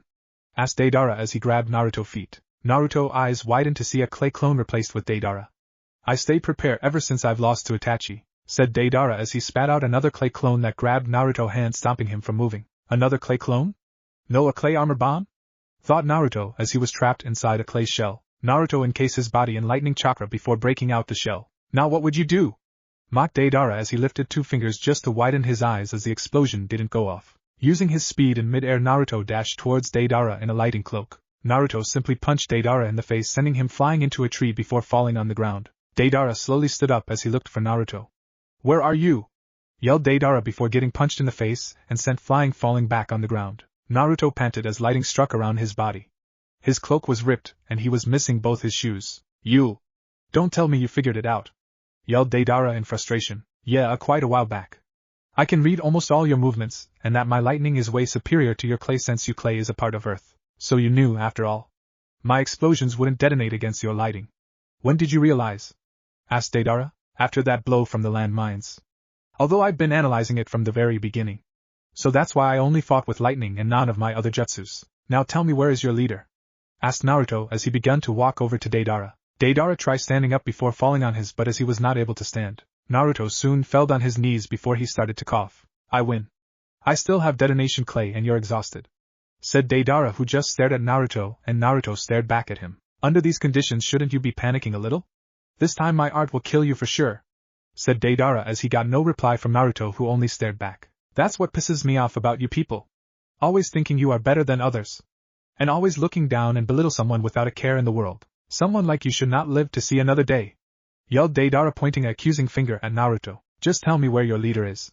Said Naruto. Deidara started to shake in frustration and anger as he ripped off his shirt. He had a sly grin of his face as he removed the stitches off his chest and dug in his pouch. A tongue shot out his chest before it ate the clay. Today you will acknowledge me. Today you will acknowledge everyone who gets belittled. Today you will acknowledge my art. Yelled Deidara as his skin became hollow. This is my ultimate art. Now I will detonate myself. With death I will become art. This never ever seen explosion will leave a never before seen scar on this land. And my art will win. Never seen before admiration. Yelled Deidara. I'm sorry Toby, I hope you ran far away from here. Thought Deidara. In the mindset of my admiration, you will definitely die. An explosion that covers a 10-kilometer radius, you won't be able to get away. Be in awe, cowered in despair and cry your heart out. Because my art will be an explosion. Yelled Deidara, final words as he turned into a ball and it grew bright. Using his remaining chakra and a bit of the Kyuubi chakra, Naruto summoned a hawk before climbing onto it as he flew away as fast as possible. Ha! Yelled Deidara as he exploded, causing the largest and most beautiful explosion known to mankind, completely destroying everything in the radius. Everyone in the nearby village looked at the large explosion in fright and awe. With Kiba. What in the world is that? Thought Kiba, looking at the biggest explosion he has ever seen. With Kakashi. This chuckrates that Akatsuki member chakra. Thought Kakashi. With Sasuke. Hinata turned to Sasuke as she asked him a question. What do you think it could be? Asked Hinata. I don't know, let's go check it out. Said Sasuke before running off to the area. Village. Naruto. It can't be. That's where Naruto was located at. Thought Karen as she tries to sense Naruto chakra and found none. I can't sense Naruto's chakra. Thought Karen in horror before running off. Suigetsu. That's near our rendezvous point. He took out a scroll out his pouch trying to summon Naruto, but it failed to work. Damn. It's just as I feared. Though Suigetsu, somewhere, that Deidara, went and blew himself up. Said the black half of Zetsu. Where's Toby? Asked the white half of Zetsu. Probably dead, he was in the blast range. Said Black Zetsu.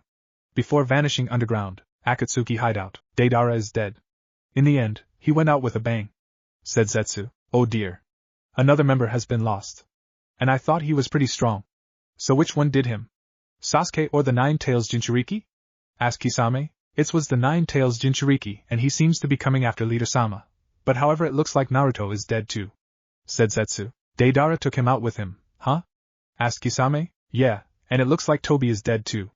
That Deidara detonated himself without no regard of his surroundings. Said Zetsu. Ah yes, Toby. It must have been quite a jutsu if that chicken was unable to escape. Said Kisame. No matter, he can easily be replaced. The loss of Deidara, however, is unfortunate. Said the Akatsuki leader. I like Toby. When I came to lightening the mood in our gloomy organization, Toby was quite talented. Said Kisame. I'm going. I shall mourn Deidara death in silence. Said the Akatsuki leader. Near a river. Suigetsu stood near a river as he went over the instructions Naruto once told him. Then I do this. Said Suigetsu, rolling out a scroll onto the ground. Add a drop of Naruto's blood on the scroll and it should be done. All right, here it goes. Said Suigetsu as he slammed his hand on the scroll. Summoning jutsu. Yelled Suigetsu as a large puff of smoke surrounded the area. To reveal a damaged bird with burned marks. Naruto slowly walked from the side of the hawk with half his face burned off, revealing burned flesh. He collapsed to the ground before slowly losing consciousness. Whoa! You look a mess. Said Suigetsu, who ran towards Naruto. Naruto, I will be going now. said the bird who was injured but would make a full recovery. He soon disappeared, leaving a trace of smoke behind. Found you. I figured you'd be here, said Karen, who ran towards the two with Yugo. Your chakra suddenly disappeared, so I wonder what had happened. Did you transport yourself? Asked Karen. Naruto slowly woke up, gaining conscious before slipping back and out into unconscious. He lifted his body up, revealing the half-burned face to his group, causing everyone to jump. Naruto put a finger to his face, feeling the peeled-off flesh. Don't worry, my skin will grow back. Coughed out Naruto. Who in the world did you fight? Asked Suigetsu. I fought an Akatsuki member. He was stronger than I expected. Then you need rest. Right, Karen? Asked Suigetsu. Karen folded her arm before pointing at Naruto. You call yourself a man, and defeated Orochimaru? Yelled Karen. He was already in a weakened state, that's all there is to it. Explained Naruto. Before he was lifted up by Yugo on his shoulder. Knowing he was in a safe place, he allowed himself to fall asleep on Yugo's shoulders as they carried him to a safe place. With the Konoha group. Looks like it caught all our attention, said Kiba. What happened? Asked Sasuke, who ran to the group with Yamato. There are signs that Naruto was just here. It's very faint, but his scent still lingers. I also detect other scents, said Kiba. What does it mean? Asked Sasuke. From the damage to the terrain, I'd say there was a battle here, said Shino. I knew it. One of the scents belongs to that girl in town, said the dog who was sniffing the ground. Huh? Asked Sakura, who started to remember the red-haired girl with glasses. Looks like there are others traveling alongside Naruto, so it seems like Naruto has formed his unit. One of the 5 other scents belonged to Deidara from the Akatsuki. Who cares how many there are? Let's get moving and trace Naruto's scent, yelled Sasuke. We can't, said one of the dogs. Why not? Asked Sasuke. The scent stops here, answered Kakashi. What does that mean? Asked Sasuke. It means either Naruto was blasted into bits by the explosion, or Naruto used a transportation technique to escape, said Yamato. Found it. My sense of smell is keener than a dog right now. I've found Naruto, said Kiba. A nose that's sharper than a ninja hound's? Impressive, Kiba. Just what I would expect from a member of the Inuzuka clan, said Kakashi, complimenting Kiba. Kiba, lead the way, said Sasuke. Rain Village. Sitting on a tower was a orange-haired man with the Akatsuki cloak. Come, Pain, said a female voice behind the man named Pain. He's here, said the women. Pain stood up before walking towards the inside of the room. What of the 9 tails? I don't believe he's really dead, said Pain, talking to a shadowy figure. He's fine, he's perfectly fine. He's actually coming along greatly, said the man in a deep voice. He was able to take down Deidara by only using one element, and was able to escape Deidara explosion. You aren't scared, aren't you? Asked the man, causing Pain to give him a blank expression. I will hunt down the 9 tails and capture him and bring peace to the world. As the leader, then you should know failure isn't allowed, and you will capture the 9 tails, said the man. At a inn in a village, Yugo began to re-wrap Naruto bandages as the old ones was covered in blood. Naruto sat up as Yugo wrapped the bandages around his body. Look at his group. Ha! You talked about killing the Akatsuki leader. You won't be able to move around for some time in that condition, said Karen. I hope you know, due to my Uzumaki blood and my tenet with my cursed seal, I heal incredibly fast, said Naruto. Yeah, but let's not forget you almost lost to an Akatsuki member who isn't even the leader, said Karen. We've been moving non-stop lately. It's a good time to get some rest, said Suigetsu. All you done is rest, yelled Karen, pointing a finger at Suigetsu. There, all finished, said Yugo, who finished wrapping Naruto bandages. Naruto put on his sleeping robe before putting a blanket around his body. Enough already, Suigetsu. Karen, have you gathered any information on the Akatsuki leader? You're in no shape to be so bossy, yelled Karen. I've picked up some tips about it, but nothing really specific about the Akatsuki leader. Seems like they target people like you, Naruto. Suigetsu was about to continue talking until he heard Yugo talking about some kill. Hey! What the hell? Yelled Karen as she watched Yugo stand up with the curse mark. Calm down, Yugo, said Naruto, staring into Yugo's eyes, calming Yugo down with his chakra. The curse mark receded as he dropped to the ground, panting. Sorry, apologized Yugo as he walked over to Naruto, laying him down and laying the blanket over him so he can go back to sleep. It's your fault, Karen. Screaming and making such a fuss, said Suigetsu, getting a glare from Karen. With the Konoha group, I'm sure it's this way, said Kiba, leading the way. From his scent, I can tell he's stopped moving. It seems he's resting, said Kiba. It's our chance, said Kakashi. Naruto, our paths have finally crossed, thought Sasuke. Rain Village. Naruto Uzumaki is no longer a kid. He now master multiple formidable jutsus. It won't be easy. He killed Orochimaru and defeated Deidara, said the shadow figure. To speak of the targets as a threat has no meaning before Pain. He has never lost a battle, said the blue-haired girl. Well, that's true. But we're done talking for now, said the shadow figure who walked past Pain. Tell the other members to hurry with the remaining Jinchuriki. At last, we are so close to the moment of achieving our goal. Then everything shall be restored to its rightful place," said the man as he slowly turned around, revealing his face more like the orange spiral mask, his Sharingan glowing in the dark. "I will show them the true power of the Sharingan. The true power of Uchiha Madara," said the now revealed Madara Uchiha. He disappeared in a vortex. What if Naruto trained in Snake Village? And thanks for watching my video till the end. If you enjoy this content, then do consider subscribing to my channel, and leave a like if you guys need the next part. Comment down, and thanks for watching the video, and see you guys in the next video.